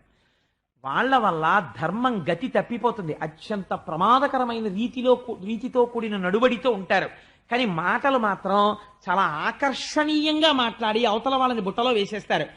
ఇక్కడికి వచ్చేటప్పటికి 2 మాటలు యాగాశ్వాన్ని అపహరించాడన్న కోపంతో పృథుమహారాజు గారు యజ్ఞం పాడైపోతే పాడైపోయిందని లేచి నిలబడి ధనస్సు పట్టుకుని బాణాన్ని సంధించి ఇంద్రుడి మీదకు వదిలేస్తున్నాడు. వదిలేస్తుంటే ఋషులు అన్నారు, నువ్వెందుకు యజమానివి బాణం వదలడం, నువ్వు చేస్తున్న 100వ యజ్ఞం పాడు చేశాడు కనుక ఇంద్రుణ్ణి ఈ హోమంలో పారేస్తాం, మేము మా మంత్రశక్తితో పిలుస్తున్నాం, ఇంద్రుణ్ణి హోమంలో పడిపోమన్నారు. ఇప్పుడు క్షాత్రశక్తి తపశ్శక్తి 2 కలిసిపోయి ఇంద్రుడి మీద. ఇప్పుడు ఆయన రక్షింపబడాలి. ఎవడు రక్షిస్తాడండి? చతుర్ముఖ బ్రహ్మగారు పరిగెత్తుకొచ్చి అన్నారు, రే మీరు ఇద్దరూ పొరపాటు పడ్డారా, మీకింత తపశ్శక్తి ఉన్నది ఇంద్రుడిని అగ్నిహోత్రంలో పారేయడానికే, పృథువు నీకింత గొప్ప క్షాత్రశక్తి ఉన్నది ఇంద్రుడిని బాణం వేసి కొట్టేయడానికే, మీరిద్దరూ చేసింది పొరపాటే అన్నారు. ఆశ్చర్యకరంగా సభలోకి పూర్ణాంశతో శ్రీ మహావిష్ణువు వచ్చారు. వస్తే పృథువు స్తోత్రం చేసి నమస్కరించాడు. గరుడ వాహనం దిగారండి. గరుడ వాహనం మీద కూర్చుని దిగితే ఆయన అన్నారు, ఇది మీరు చాలా జాగ్రత్తగా వినాలండి ఈ విషయాన్ని, ఇది పెద్ద మలుపు పృథు మహారాజు గారి జీవితంలో. ఆయన అన్నారు, పృథు, ఇప్పటికి నువ్వు 99 అశ్వమేధాలు చేశావు, ఇంకొకటి చేస్తావు, ఏమవుతుంది? అంకె పెరుగుతుంది. 100 చేశావు. 100 చేయడానికి 99 చేయడానికి ఏమైనా తేడా ఉందా? ఈ కర్మకి అంతం ఏమైనా ఉంటుందా? ఇలా జరిగిపోతుంటుంది. 99 అశ్వమేధయాగములు చేసి నువ్వేం తెలుసుకున్నావు? నీకేమీ తెలియలేదు. ఎందుకని? ఇంద్రుడు అడ్డొచ్చాడు కాబట్టి ఆయన్ని చంపవతల పారేస్తానంటున్నావు. అంటే నీకు దేహాత్మాభిమానం ఉండిపోయింది. నీ కొరకు నువ్వు చేసే పని ఒకటి ఉన్నది, దానికి అడ్డొచ్చిన వాడు నావాడు కాడు, వాణ్ణి చంపేద్దాం. ఇలా చేసిన కర్మలు, ఎన్ని కర్మలు చేస్తే అంతఃశుద్ధి ఏర్పడినట్టు? ఎన్ని అశ్వమేధాలు యాగాలు చేసి ఫలితం ఏమిటి? దేహాత్మాభిమానాన్ని గెలవాలి మనిషి. కర్మ దేని కొరకు అంటే లోపల యోగ్యతా సిద్ధిని పొంది ఈశ్వరుణ్ణి ప్రతిష్ఠ చెయ్యాలి. నువ్విప్పుడు ఇంద్రుడు యాగాశ్వాన్ని అపహరించి 100వ యజ్ఞము జరగకుండా చెయ్యడంలో ఏ ఈశ్వరాజ్ఞ ఉన్నదో అని నమస్కరించి విడిచిపెట్టి ఉంటే నువ్వు బ్రహ్మజ్ఞాని అయిపోదు. ఇంద్రుడి మీద బాణం వెయ్యడంలో దేహాత్మాభిమానంతో కిందకి జారిపోయావు. ఎందుకు 99 అశ్వమేధయాగాలు? అందుకని నాయన, ఇంద్రుడి పట్ల క్రోధం పెంచుకోవడం కాదు, అతడు ఎందుకు చేశాడో నువ్వు గుర్తించావా? నీ ఎందు జ్ఞానము కలగాలని ఇది జరిగింది తప్ప ఇంద్రుడు అమర్యాదగా ప్రవర్తించలేదు. పైకి దోషంలా కనపడుతోంది. అందుకని ఇంద్రుడితో స్నేహం చేయి. నువ్వు చేయవలసింది ఇంద్రుడి మీద కాదు బాణం వేయవలసింది. నీకు బోధ చెయ్యడం కోసం ఇంద్రుడు విడిచిపెట్టినటువంటి రూపము అప్పుడే పాషండులు పుట్టి పాషండ మత వ్యాప్తి చేసేస్తున్నారు. అప్పుడే కొన్ని వేల మంది పాషండులు అయిపోతున్నారు. ఆ మాటలు విని సంతోషపడిపోయి నువ్వు ఇప్పుడు ఈ పాషండ మతాన్ని నాశనం చేయి నీ బాణం పట్టుకుని అంటే గబగబా ఇంద్రుడితో స్నేహం చేశాడంటే వైదికమైన ధర్మ ప్రచారము మెల్లగా జరుగుతుంది సత్యం కాబట్టి. అసత్య ప్రచారం చాలా తొందరగా జరిగిపోతుంది, ఎందుకంటే అది అసత్యం చాలా ఆకర్షణీయంగా ఉంటుంది కాబట్టి. ఏమైంది, పాషండుల మీదకి బాణం వేయవలసి వచ్చింది. అప్పుడు శ్రీహరి యొక్క పాదపద్మములను పట్టి, మహానుభావా, నాకింతటి ఉపకారం చేశావు, నీ యొక్క దర్శనము చేత నాలో ఉన్నటువంటి అజ్ఞాన రాశి దగ్ధమైంది, నాకు నీ యొక్క దర్శనమును కటాక్షించి ఇంత జ్ఞానబోధ చేసినటువంటి నీకు నేను ఏ విధంగా పూజ చెయ్యగలను అని అడిగాడు. మనకి పృథు మహారాజు గారిలో ఉన్న గొప్పతనం ఏమిటో తెలుసా అండి? కేవలం గోవుగా చేసి పితకడం కాదు. మనకి 9 విధ భక్తులున్నాయి. శ్రవణం, కీర్తనం, విష్ణోః స్మరణం, పాదసేవనం, అర్చనం, వందనం, దాస్యం, సఖ్యం, ఆత్మనివేదనం అని. శ్రవణం వినుట, ఎవరిలా వినాలి? పరీక్షిత్తులా. విని పరీక్షిత్తు మోక్షం పొందాడు. వినడం అలా వస్తే చాలా మోక్షం వస్తుంది. కీర్తనం, పరవశించి చెప్పుకోవడం. ఎవరిలా చెప్పుకోవాలి? శుకుడిలా చెప్పుకుని మోక్షం పొందేశాడు శుకుడు. కీర్తనం విష్ణోహ స్మరణం, తలుచుకోవడం. ఎవరిలా తలుచుకోవాలి? ప్రహ్లాదుల్లా తలుచుకు మోక్షం పొందేశాడు ప్రహ్లాదుడు. పాదసేవనం, అయ్యవారి పాదములు సేవించడం అంటే అర్చన చెయ్యడం. అర్చన చెయ్యడానికి ఎవరిని చెప్తారు? పాదసేవనం. అయ్యవారి యొక్క పాదసేవనానికి ఎవరు? లక్ష్మీదేవి. అర్చనం, శ్రవణం, కీర్తనం, విష్ణోహ స్మరణం, పాదసేవనం, అర్చనం, పూజ చెయ్యడం. పూజ చేయడానికి ఎవరిని చెప్తారో తెలుసా అండి? పృథు మహారాజు గారిని. వందనం, నమస్కారం. అక్రూరుడు ఎదర దశమస్కంధంలో విందురుగాని అక్రూరుడి నమస్కారం ఎలా ఉంటుందో. వందనం, సఖ్యం, స్నేహం, అర్జునుడు. అందుకని శ్రవణం, కీర్తనం, విష్ణోహ స్మరణం, పాదసేవనం, అర్చనం, వందనం, దాస్యం, హనుమ. వందనం, దాస్యం, సఖ్యం, ఆత్మనివేదనం, బలిచక్రవర్తి. 9 రకాల భక్తులకి 9 మంది ప్రతీకలు ఉన్నారు. అందులో అర్చన భక్తికి పృథు మహారాజు గారు గొప్పవాడు. ఇప్పుడు శ్రీ మహావిష్ణువు అన్నారు ఇందుకనండి పృథు మహారాజు గారి జీవితంలో ఈ 3 ఘట్టాలు వింటే సంతానం లేని వాళ్ళకు కూడా సంతానం కలుగుతుందనడానికి కారణం అది. శ్రీ మహావిష్ణువు అన్నారు, నీకు ఏ వరం కావాలో కోరుకోవయ్యా. ప్రపంచంలో ఒక ఆశ్చర్యకర సంఘటన ఉంటుంది. వరం ఇచ్చి నేను వెళ్ళిపోతాను. నిన్ను చూస్తుంటే వదిలిపెట్టి వెళ్ళలేక గరుడుమంతుడి మీదకి ఎక్కి దిగిపోవడం కింద దిగిపోయి ఆయన మీద చెయ్యేసుకుని నేను అలాగే నిలబడి నిన్ను చూస్తున్నాను. నువ్వు ఇంతటి ధార్మికుడివి, ఇంతమందికి అన్నం పెట్టావు, భూమిని గోవును చేసి క్షీరములు పిండావు, నాయనా నీకే వరం కావాలన్నారు. అంటే ఆయన అన్నాడు, స్వామి నన్ను మళ్ళీ మోహ పెడదాం అనుకుంటున్నావా? నాకెందుకు స్వామి వరాలు? నాకు అక్కర్లేదు. నాకు ఏ వరం కావాలో తెలుసా? ఘనమగుదేవ ఈవెరమె కాదు మహాత్మక వాగ్వి నిర్గితంబగు తావకీన చరణంబుజచారు మరంద రూపమైతనరిన కీర్తియున్ విని ముదంబును పొందగలేని మోక్షమైనను మది కొరనొల్లా అఘనాశ రమేశ సరోజలోచన. తండ్రి నాకు మోక్షం కూడా అక్కర్లేదు. నాకు కావలసింది ఏమిటో తెలుసా? నీ పాదార విందములను గూర్చి వర్ణన చేసి నీ గురించి స్తోత్రం చేస్తుంటే, నీ కథలు చెప్తుంటే అలా విని పొంగిపోయేటటువంటి స్థితి నాకు చాలు తప్ప మోక్షం వస్తే నీలో కలిసిపోయి మళ్ళీ నాకు ఆ శ్రవణానందం దొరకదు. ఈశ్వరుడి కథలు చెప్తుంటే పొంగిపోతూ వినే అదృష్టం ఎక్కడ ఉంటుంది? అందుకు నాకు ఆ అదృష్టం చాలు, అందుకు నాకు వరం అక్కర్లేదన్నాడు. ఎవరు అనగలరండి? అందుకే మన వాళ్ళు ఒక విచిత్రమైన ఉదాహరణ చెప్తారు. ఈశ్వర కథకున్న గొప్పతనం ఏమిటంటేట, ఈశ్వరుడి గురించి కథ చెప్తున్నారు అనుకోండి, అయ్యయ్యో వీళ్ళందరూ పాపం ఎంత బాగా వింటున్నారో అని గభాలన ఆకాశంలోంచి ఈశ్వరుడు కిందకి దిగాడు అనుకోండి. దిగితే ఇలా ఒకసారి చూసి ఇలా తట్టి నేనే వచ్చాను అంటున్నాడు అనుకోండి. ఆ పక్కన ఉన్న వాళ్ళని, కాసేపు ఆగవే బాబు, నువ్వే అయితే అయి ఉండొచ్చు కన్నా కథ అని ముందంటారట. ఈశ్వరుడి కన్నా ఈశ్వరి కథ గొప్పగా ఉంటుందట అయింది. అందుచేత ఈశ్వర నీ కథలు వినగలిగినటువంటి అదృష్టాన్ని నాకు కల్పించు అని సృష్టిలో ఎవరు కోరని కోరిక ఒకటి కోరాడండి పృథు మహారాజు గారు. ఎంత చిత్రమైన కోరికో చూడండి ఇది. జగదీశ దేవయుష్మత్వద కైంకర్య పరతదనర్చు సాగరతనూజ కృత్యంబునందు అఖిల్బిష బుద్ధినే ప్రీతి కోరుట జగన్మాతయైన ఆ రమా సతితోడి వైరమవశ్యంబు కల్గు అయినను దయాకార నీవు దీనవత్సులుడవు కాన స్వల్పం పైన అధికంబు చేయుదవుగాన భవ్య చరిత నిజ స్వరూపంబునందు అభిరతుడవైన నీవు నన్నాదరించుపగిది ఇంగిరనాదరింపవు మహాత్మ భక్త జనలోక మందార భవవిదూరా. స్వామి ఇంతకాలం నుంచి లోకంలో ఒక నానుడి ఉన్నది. ఏమిటా నానుడి అంటే, లక్ష్మీ మహీత దునరూప నిజానుభావ నీలాది దివ్య మహిషీకర పల్లవానాం ఆరుణ్య సంక్రమణత కిలసాంధ్ర రాగౌ శ్రీ వెంకటేశ చరణౌ శరణం ప్రపద్యే. స్వామివారి పాద సేవ చెయ్యడం అంటే లక్ష్మీదేవి చేయగలదు. అంత గొప్ప సేవ చేస్తుందని ఒక పేరు. ఇవాళ నేను ఒక వరం అడుగుతున్నాను. ఏమిటో తెలుసా వరం? నీ పాదాల్ని అంత పూనికతో అర్చించేటటువంటి లక్ష్మీదేవికి ఇప్పుడు నేను అడుగుతున్న వరం వల్ల నాకు అమ్మవారికి దెబ్బలాట వచ్చి తీరుతుంది. అయినా కూడా నువ్వు నా వైపే మొగ్గుతావు. ఎందుకో తెలుసా? ఇంతకాలం నుంచి లక్ష్మీదేవి సేవలు పొందేవుగా, ఆవిడ సేవలు లేకపోతే నీకు పూర్ణత్వం ఏం తగ్గిపోదుగా, అల్పమైనటువంటి వాడు కోరినా కూడా అధికమైనది నువ్వు ఇస్తావు, అలా ఇవ్వడంలో నీ గొప్పతనం ఉంది, అప్పుడే నీ గుణాలు ప్రకాశిస్తాయి. నేనొకటి అడుగుతున్నాను, ఏమిటో తెలుసా? లక్ష్మీదేవి ఇంతకాలము నిన్ను ఎలా అర్చన చేసిందో అంతకన్నా గొప్పగా అర్చించగలిగిన శక్తి నాకు కటాక్షించు. వీడు ఎత్తుకుపోయాడు రా నాకు ఉన్నటువంటి అదృష్టాన్ని, నా కైంకర్యాన్ని అని అమ్మవారికి నా మీద కోపం వచ్చి మాకు దెబ్బలాట వస్తే రావచ్చుగాక, కానీ మా అమ్మ కదా సంతోషపడిపోయి ఒప్పుకుంటుంది. స్వామి నేను అలా పూజ చెయ్యగలిగిన శక్తి నాకి అన్నాడు. ఇది పూజనిష్ట అంటే పృథు మహారాజు గారిది. అందుకే మనకి షోడశోపచారాలు వచ్చాయండి. పూజ తరించిపోతాడు పూజ చేసేటప్పుడు. అవాహయామి అంటే స్వామి రండి అని పిలుస్తాడు.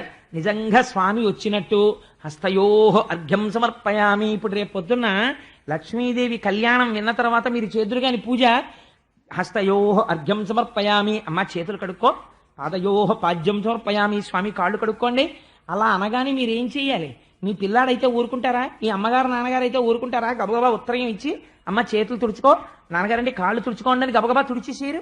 అందుకని ఆ కాళ్ళు చేతులు తుడిచేసి స్వామి కూర్చోండి స్నానం చేయండి అని చెప్పి అమ్మవారికి చక్కగా స్నానం చేసేసిన తర్వాత మంచి మానసికంగా పచ్చటి పట్టు పీతాంబరం ఇస్తే అమ్మవారు పట్టు బట్ట కట్టుకుని అయ్యవారు పట్టుబట్టలు కట్టి కూర్చుంటే చక్కగా ఇలా విభూతి పెట్టి ఇద్దరికి కస్తూరి తిలకాలు పెట్టి అమ్మవారికి ఎంత మాత్రం జ్వాల లేకుండా సాంబ్రాణి పొగ అమ్మవారి కేశపాశం దగ్గరికి వెళ్ళి వేస్తే ఆ సాంబ్రాణి పొగతో అమ్మవారి నల్లటి జుట్టంతా పొగవాసన పట్టేస్తే మీరు ఎంతో అందంగా అమ్మవారికి కేశపాశం ముడేసి అందులో చంపకాశోక పున్నాక సౌగంధిక లసత్కచ బంగారు పాత్రలోంచి దండలు తీసి ఓయ్ రే నీకు ఇంత బాగా ముడేయడం ఎప్పుడు వచ్చింది రోయ్ అని అమ్మ నవ్వుతుంటే, ఏమిటనుకుంటున్నావు మన అబ్బాయి అంటే వాడికి అన్ని విద్యలు వచ్చు అని స్వామి నవ్వుతుంటే అమ్మ ముడిలో చక్కగా మీరు అమ్మవారికి పుష్పమాలలో అలంకారం చేసి మంచి మంచి వజ్రాల నగల పెట్లు తీసుకొచ్చి అక్కడ పెట్టి మానసికంగా చేయడానికి దరిద్రం ఏమిటండి? సర్వాభరణాన్ సమర్పయామి. ఒక్కసారి ఆగి నిన్న పెట్టిన నగలు ఇవాళ లేవు, ఎన్ని నగలో మీరు తీసి అమ్మవారి చెవులకు పెట్టి ఆ చెవుల యొక్క ఆ కింద దుద్దు కనపడుతుంది, అమ్మవారి చెవికి ఆ దుద్దు పెట్టి పుష్యరాగాలతో ఉన్నది ఇలా శీల తిప్పుతుంటే మెత్తటి అమ్మవారి చెవి ముట్టుకున్నట్టు, అమ్మ మెడలో హారాలు వేసినట్టు, ఆవిడ మెడలో చక్క మల్లెపూల దండలు జాజి దండలు వేసినట్టు, అయ్య మెడలో మందారమాలలు వేసినట్టు, అప్పుడు సర్వాభరణాన్ సమర్పయామి. ఎంతసేపు మీరు ఎంతసేపు రమించగలిగితే అంతసేపు. అంతా అయిన తర్వాత పాదముల వరకు మంజీరములు అన్నీ పెట్టేసిన తర్వాత మీకు మానసికంగా ఒక ఆర్ట్ వచ్చేస్తుంది. ఎవరికీ తెలియదు మీరు అలా అలంకారం చేయగలరని. అలా మీరు అలంకారం చేసేయగలరు, ఎందుకంటే అంగాంగములు మీకు తెలుసు. అలా మీరు అమ్మవారిని అమ్మ చేయి జాపమ్మా అని గబగబా పెట్లోంచి తీసేసి అమ్మవారికి 5 వేళ్లకి ఉంగరాలు పెట్టేసి బొట్టన వేలుతో సహా, ఎంత ఎర్రటి వేళ్ళమ్మా ఓసారి చేయి తల మీద పెట్టు అని తల మీద పెట్టించేసుకుని అయ్యవారికి కంకణాలు పెట్టేసి ప్రాతర్నమామి పరమేశ్వరప బహుదండాన్ ఖట్వాంగ శూల హరిణాహ పినాక యుక్తాన్ గౌరీ కపోలకు చరంజిత పత్ర రేఖాన్ అని, అయ్యా స్వామి చూసావా చెయ్యికి ఇంకా వదలలేదు, రాత్రి పడుకున్నప్పుడు అమ్మవారి బుగ్గలు నిమిరావు, ఆ బుగ్గలకున్న కస్తూరి వేళ్లకు అంటుకుంది, రేపొద్దున బయట అందరూ చూశారంటే అమ్మవారి బుగ్గలు అంటుకుంది అనుకుంటారు, తుడిచేసుకో అని గబగబా ఉత్తరీయం పెట్టి తుడిచేసి ఇలా ఒకసారి అర్ఘ్యపాత్రలో ఉత్తరీయం ముంచి ఆ వేళ్లు మెల్లగా తుడిచేసి బాగున్నాయి ఇప్పుడు తెల్లగా అని చెప్పి మీరు పొంగిపోతున్నారు అనుకోండి, తలుపు చప్పుడైంది అనుకోండి మండిపోతుంది. అందుకే పెద్దలు ఆరాధన చేసుకున్నప్పుడు వెళ్ళకండి అంటారు. మీరు పొంగిపోతూ ఇదంతా అయిన తర్వాత అప్పుడు స్నానం అయిపోయింది, ఓ పాత్ర పెట్టి 2 పాదాలు పెట్టి మీ భార్య బంగారు కలశంతో నీళ్లు పోస్తుంటే మిమ్మల్ని కట్టుకున్నందుకు ఆవిడ ఉద్ధరింపబడేది. అప్పుడు ఆవిడ వంట చేస్తూ ఉంటుంది, కానీ ఇక్కడ బంగారు చెంబు పట్టుకొచ్చి ఆవిడేమో నీళ్లు పోస్తుంటుంది, మీరేమో అయ్యవారి తెల్లటి పాదాలు కంకణాలు పైకెత్తి కడిగేసి అమ్మవారి పాదాలు కడిగేసి ఈ లత్తుక గంధం కరిగిపోయిన నీళ్లు తీసి ఇక్కడ పెట్టి అకాల మృత్యుహరణం సర్వవ్యాధి నివారణం సమస్త పాపక్షేకరం శ్రీ పార్వతీ పరమేశ్వర పాదోదకం పావనం శుభం అని ఉద్ధరిణితో తీసుకుని ఇలా పోసుకుని ఇలా తాగేసి మానసికం రా ఇలాగా అని ఆవిడ చెంబు అక్కడ పెట్టేసి ఆవిడ ఇలా పవిట కొంగులో పట్టుకుని నిలబడి తీసుకోకూడదు, కూర్చుని చక్కగా ఇలా ఆవిడ పడితే ఆవిడకి 3 మాటలు పోస్తే ఆవిడ కూడా పుచ్చేసుకున్నాక, చూసావా మన స్వామి ఇంట్లో చక్కగాను అని మీరిద్దరు ఆ తీర్థం పుచ్చేసుకుని, స్వామి తినండి ప్రసాదం, మధ్య పానీయం సమర్పయామి, మెల్లిగా తినండి, వెక్కిళ్ళు వస్తాయి, ఏమిటా కంగారు, ఎక్కడికి వెళ్ళిపోరలేండి భక్తులు అని మీరు శాసించి, భక్తుడికి స్వతంత్రం ఉండాలండి,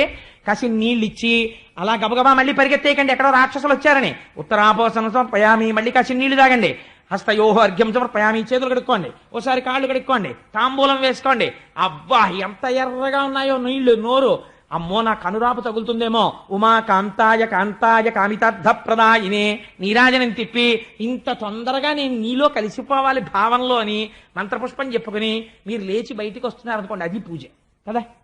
కాబట్టి ఇప్పుడు ఎక్కడ పూజ, బాహ్యమునందా ఆంతరమునందా, ఇది పృథువు చేశాడు, మార్చి మార్చి మార్చి మార్చి అనుభవించాడు. రేపు వామనమూర్తి యొక్క విషయంలో మీరు విందురు గాని, నూత్న మర్యాదంచెందు కరంబు క్రిందగుట అంటారు పోతన గారు, ఒక అద్భుతమైన మాట. అదే ఉపచారాలు కానీ భక్తుడు మార్చి మార్చి మార్చి మార్చి ఆ సమాధిలో ఆ మానస పూజలో అనుభవించేస్తుంటాడు. కాబట్టి అటువంటి అర్చన చేశాడు పృథువు. అర్చన చేస్తే ఈశ్వరుడు ఆయన పట్ల విశేషమైనటువంటి ఆనందాన్ని పొందాడు. పొంది ఒకనాడు సత్రయాగం చేసి, సత్రయాగంలో అందరికీ కూడా వారి వారి విధులను గూర్చి ప్రసంగం చేశాడు. బ్రాహ్మణుడు ఎలా జీవించాలో, క్షత్రియుడు ఎలా జీవించాలో, భూమిని ఎలా రక్షించాలో. ఇప్పుడు ఏమైంది, కర్మయందు శుద్ధి కలిగింది, కర్మయందు శుద్ధి భక్తికి దారితీసింది, అపారమైన భక్తి వైరాగ్యానికి దారితీసింది. ఇవన్నీ కాదురా శాశ్వతం, ఈశ్వరుడి పాదాలు పట్టుకోవాలన్న వైరాగ్య బుద్ధి అంకురించింది. కొడుకులు పెద్దవాళ్ళు అవుతున్నారు, ఇప్పుడు జ్ఞానం ఇవ్వాలి. ఒక రోజున సత్రయాగం జరుగుతుండగా సనక సనందనాది మహర్షులు కిందకి దిగారు. వాళ్ళ పేరు చెప్తే చాలండి సభంతా గంగా స్నానం చేసినట్టే. అన్ని ఉన్నాయి కాబట్టే పృథు మహారాజు గారి చరిత్రకు అంత గొప్పతనం ఇచ్చేశారు. సనక సనందనాదులు కిందకి దిగారు. మహాపురుషులైనటువంటి వారు లేచి నడిచి వస్తున్నప్పుడు అంత తేజస్సు లేనివాడు కూర్చుంటే ఆయుర్దాయం తగ్గుతుంది, ప్రాణములు తమ తమ స్థానములలోంచి లేస్తాయి. అందుకని లేచి నిలబడితే మళ్ళీ అవి కుదురుకుంటాయి. అందుకని పెద్దలు వచ్చినప్పుడు నిలబడతారు, వారు అనుగ్రహించి కూర్చోండి కూర్చోండి కూర్చోండి అంటే అలా అన్నప్పుడు కూర్చోవచ్చు. అంటే ఇప్పుడు అందుకే నేను మొన్నటి రోజున తత్వవిధానంద సరస్వతి స్వామి వారు వచ్చినప్పుడు మనం నిలబడలేదు. నేను ఉత్తర క్షణం సభ తరపున వారికి క్షమార్పణ చెప్పాను. స్వామి మీరు అన్యథా భావించకండి, స్వామి యొక్క విష్ణు సహస్రనామ స్తోత్ర పారాయణం అవుతున్న కారణం మీద ఇంతమంది లేచి నిలబడి కూర్చుంటే కొంచెం ఇబ్బంది కలుగుతుందని స్వామి నామపారాయణం జరుగుతోంది కాబట్టి లేవలేదు, ఈ అపచారము మన్నింపబడుగాక అంటే వారి ఉత్తర క్షణం ఏం పర్వాలేదు ఏం పర్వాలేదు, నేను దాన్ని స్వీకరించినట్టే అన్నారు. క్షమార్పణ చెప్పాలి మహాపురుషులకి, వారు వచ్చినప్పుడు నిలబడకపోతే. లేకపోతే నేను ఇంకా భాగవతం చెప్పడం ఎందుకండి, మిమ్మల్ని నిలబడద్దని చెప్పినప్పుడు నేను క్షమార్పణ చెప్పాలి మీ తరపున. అందుకని క్షమార్పణ చెప్పాను నేను వెంటనే వారికి.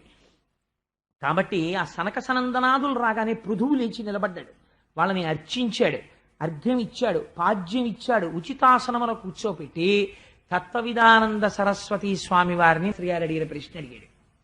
ఏమడిగాడంటే, సంసారములో ఉన్న తింగరులం కదా స్వామి, మేము ఎలా తరిస్తామండి, మేము తొందరగా తరించడానికి ఏదైనా మార్గం ఉందా, మీ వంటి మహాపురుష దర్శనం మాకు అస్తమానం దొరుకుతుందా, అందుకుని మాకు కృప చెయ్యండి. ఒక గొప్ప మాట చెప్పాడండి, చాలా ఐశ్వర్యవంతుడు అతి దరిద్రుడు, బాహ్యమునందు కాదు, బాహ్యమునందు ఒక ఆయన ఐశ్వర్యవంతుల్లా కనిపించచ్చు, ఒకడు దరిద్రుల్లా కనిపించచ్చు, కానీ ఆంతరమునందు ఒకడు ఈశ్వరుడి దృష్టిలో గొప్ప ధనవంతుడు, వేరొకడు కటిక దరిద్రుడు.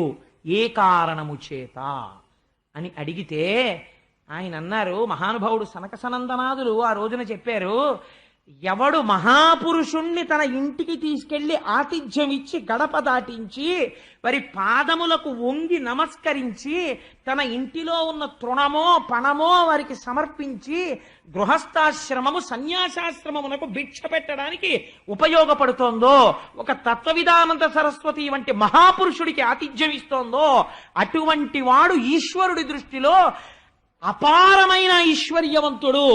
వాడురా ఐశ్వర్యవంతుడంటే నన్ను నమ్ముకున్న వాడికి ఆతిథ్యం ఇచ్చాడు కనుక అన్నారు. కాబట్టి చూడండి, సనక సనందనాదులకు ఆతిథ్యం ఇచ్చి ఆంతరమునందు కోట్లకి పడగలెత్తాడు. ఇప్పుడు పృథు మహారాజు గారు ఎత్తి ఈ ప్రశ్న అడిగితే వాళ్ళన్నారు, అయ్యా గృహస్థాశ్రమంలో ఉండి చాలా కాలము పాపకర్మల యందు మగ్నుడై ఈశ్వరుడి వైపుకి తిరగని వాడు చెయ్యవలసిన మొట్టమొదటి పని ఏదో తెలుసా? జీవితం తరించడానికి ధరణి సజ్జన సంగంబు తలపనుభయ సమ్మతంబగు వారలు సలుపునట్టి సరస సంభాషణ ప్రశ్న సరణి నిఖిల జనములకు సుఖకరమగు జనవరేణ్య. భగవంతుడి పాదాలు పట్టి నమస్కరించగలిగినటువంటి నిపుణత కలిగినటువంటి ఒక మహాభక్తుడితో స్నేహము పెట్టుకుంటే ఏమవుతుంది? నువ్వు వారింటికి వెళ్ళినా వారు నీ ఇంటికి వచ్చినా ఆయన ఎప్పుడూ ఈశ్వరుడు గురించి మాట్లాడతాడు. ఆయనతో కూడిక నీ జీవితాన్ని మార్చి ఈశ్వరుడి యొక్క సేవ వైపుకి తిప్పేస్తుంది. నీకేదైనా అనుమానం ఉంది, సిద్ధాన్నము నీ ఇంట ఉన్నది, నువ్వు పరిగెత్తుకెళ్ళి నీ స్నేహితుడిని అడగచ్చు, అయ్యా ఇది ఎలాగండి ఉపాసన అని అడగచ్చు. పరమ సంతోషంతో ఆయన నీకు వివరణ చేస్తాడు. భాగవతులతోడి స్నేహము ఏనుగు తొండం ఇలా ఇలా తిరుగుతుంటే అంకుశంతో పొడిచినట్టు భాగవతులు మనస్సుని ఈశ్వరుడి వైపుకి తిప్పేస్తారు. తిప్పితే ఏమవుతుంది? ఇప్పటి వరకు నీటి ఒడ్డున మొలిచిన గడ్డి నీటిని లాగేసినట్టు ఇప్పటి వరకు ఇంద్రియాలు కాలమునందు ఉన్న సమయమును లాగేసినవి ఇప్పుడు ఈశ్వరుడి వైపుకి తిరిగి శమదమాది సంపత్తి భక్తి వైరాగ్యము కలుగుతాయి. మెల్లమెల్లగా నీ పని ఏమైపోతుంది? అస్తమానం ఆ పూజకు పరిగెత్తా, ఈ పూజకు పరిగెత్తా, ఆ గుడికి పరిగెత్తా, ఈ గుడికి పరిగెత్తా, ఆయనతోడి అనుబంధం అలా మారుస్తుంది. కాబట్టి పరమ భాగవతులతోడి స్నేహము, వారిని ప్రశ్నించుట, వారితో బాంధవ్యము కలియుట, వారిని అనుసరించుట, కలిసి తిరుగుట, ఇవి నిన్ను ఉద్ధరిస్తాయి. నీకు ఎన్నో గ్రంథాలు చదివితే తెలియని విషయాలు ఒక మహాభక్తుడితో కూడి ఉండడంలో నీకు తెలిసిపోతాయి. కాబట్టి వారు సిద్ధాన్నము వంటి వారు. అటువంటి వారితో కలిసి తిరిగి ఈ సంబంధం ఏర్పరచుకుంటే ఆ భక్తి క్రమంగా నిష్కామయోగమునకు దారితీసి వైరాగ్యం వచ్చి ఉన్నది ఈశ్వరుడు ఒక్కడే. అంతటా ఇన్ని పదార్థములుగా కనపడుతున్నవి నామరూపముల చేత అనేకములుగా కనపడుతున్నాయి, కానీ ఉన్నది బ్రహ్మమొక్కటే. ఉన్న ఒకే మట్టి ఇన్ని పాత్రలుగా కనపడుతోందన్న అనుభవం లోపల సిద్ధించి ఆ జ్ఞానమునందు నిలబడిపోయిన తరువాత ఘటము పగిలిపోతే కుండలో ఉన్న ఆకాశము అనంతాకాశములో కలిసినట్టు నీవు మోక్ష పదవిని అలంకరిస్తావు అని అద్ది బాహ్యంబులైన ఘటాధికములు ఆంతరములైన సౌఖ్య దుఃఖాధికములు అను విభేదనములాత్మ భేదనములగుడ అయ్యుపాధి వినాశనంబునందగలడు. సుఖదుఖములన్న ద్వంద్వములను దాటి ఉపాధిని విడిచిపెట్టి జ్ఞానము చేత ఈశ్వరుడిలో కలిసిపోతాడు, సాయుధ్యము కలుగుతుంది అన్నారు. సనక సనందనాదుల యొక్క బోధ చేత జ్ఞానమును పొందినవాడై ఉత్తర దిక్కుకి ప్రయాణించి ఆశ్రమవాసం చేసి తపస్సు చేసి కొడుకులకి రాజ్యం ఇచ్చేసి ఇంద్రియాల్ని గెలిచి శీతాకాలంలో నీటిలో నిలబడి తపస్సు చేసి వేసవి కాలంలో అగ్నిహోత్రం దగ్గర తపస్సు చేసి శరీరము గురించినటువంటి పూనిక విడిచిపెట్టి ఇది పడిపోయే కాలం వరకు నిరీక్షిస్తానంతే ప్రారబ్ధమని అంత్యమునందు తన యొక్క బుధస్థానమునందు ఉన్నటువంటి వాయువుని ప్రేరేపించి పైకి కదిపి షట్చక్రభేదనం చేసి తనలో ఉన్న పృథివీ తత్వాన్ని బ్రహ్మాండంలో ఉన్న పృథివికి కలిపి జలమును జలముకి కలిపి ఆకాశమును ఆకాశమునకు కలిపి తనలో ఉన్న తేజస్సుని ఊర్ధముఖ చలనము చేసి పునరావృత్తి రహిత విష్ణు సాయుధ్యము కొరకు తనలో ఉన్న తేజస్సుని బ్రహ్మాండమంతటా ఆవరించి ఉన్న విష్ణు శక్తి యొక్క వ్యాపకత్వమునందు కలిపివేసినాడు. కాబట్టి ఏమైంది? పునరావృత్తి రహిత మోక్షమును పొందినాడు. ఈ మాట విని ఆయన భార్య అర్చనయే ఆయన భార్య. ఆవిడ భర్తకి వెంటనే తర్పణ విడిచిపెట్టి తలస్నానం చేసి అగ్నిహోత్రమునందు ప్రవేశించి శరీరమును విడిచిపెట్టి ధ్యానము చేస్తూ భర్త ఏ లోకములకు వెళ్ళిపోయాడో ఆవిడ కూడా ఆ లోకములకు వెళ్ళిపోయి ఆయనతో పాటు నారాయణ శక్తి యందు లీనమైపోయింది. కాబట్టి ఇంత పరమ పవిత్రమైనటువంటి ఈ ఆఖ్యానము అందున కుంభ సంక్రమణం జరిగినటువంటి మాఘపాదివారం ఇవాళ ఇంత పవిత్రమైన రోజు. మామూలుగానే పృథు మహారాజు యొక్క చరిత్ర ఎక్కడ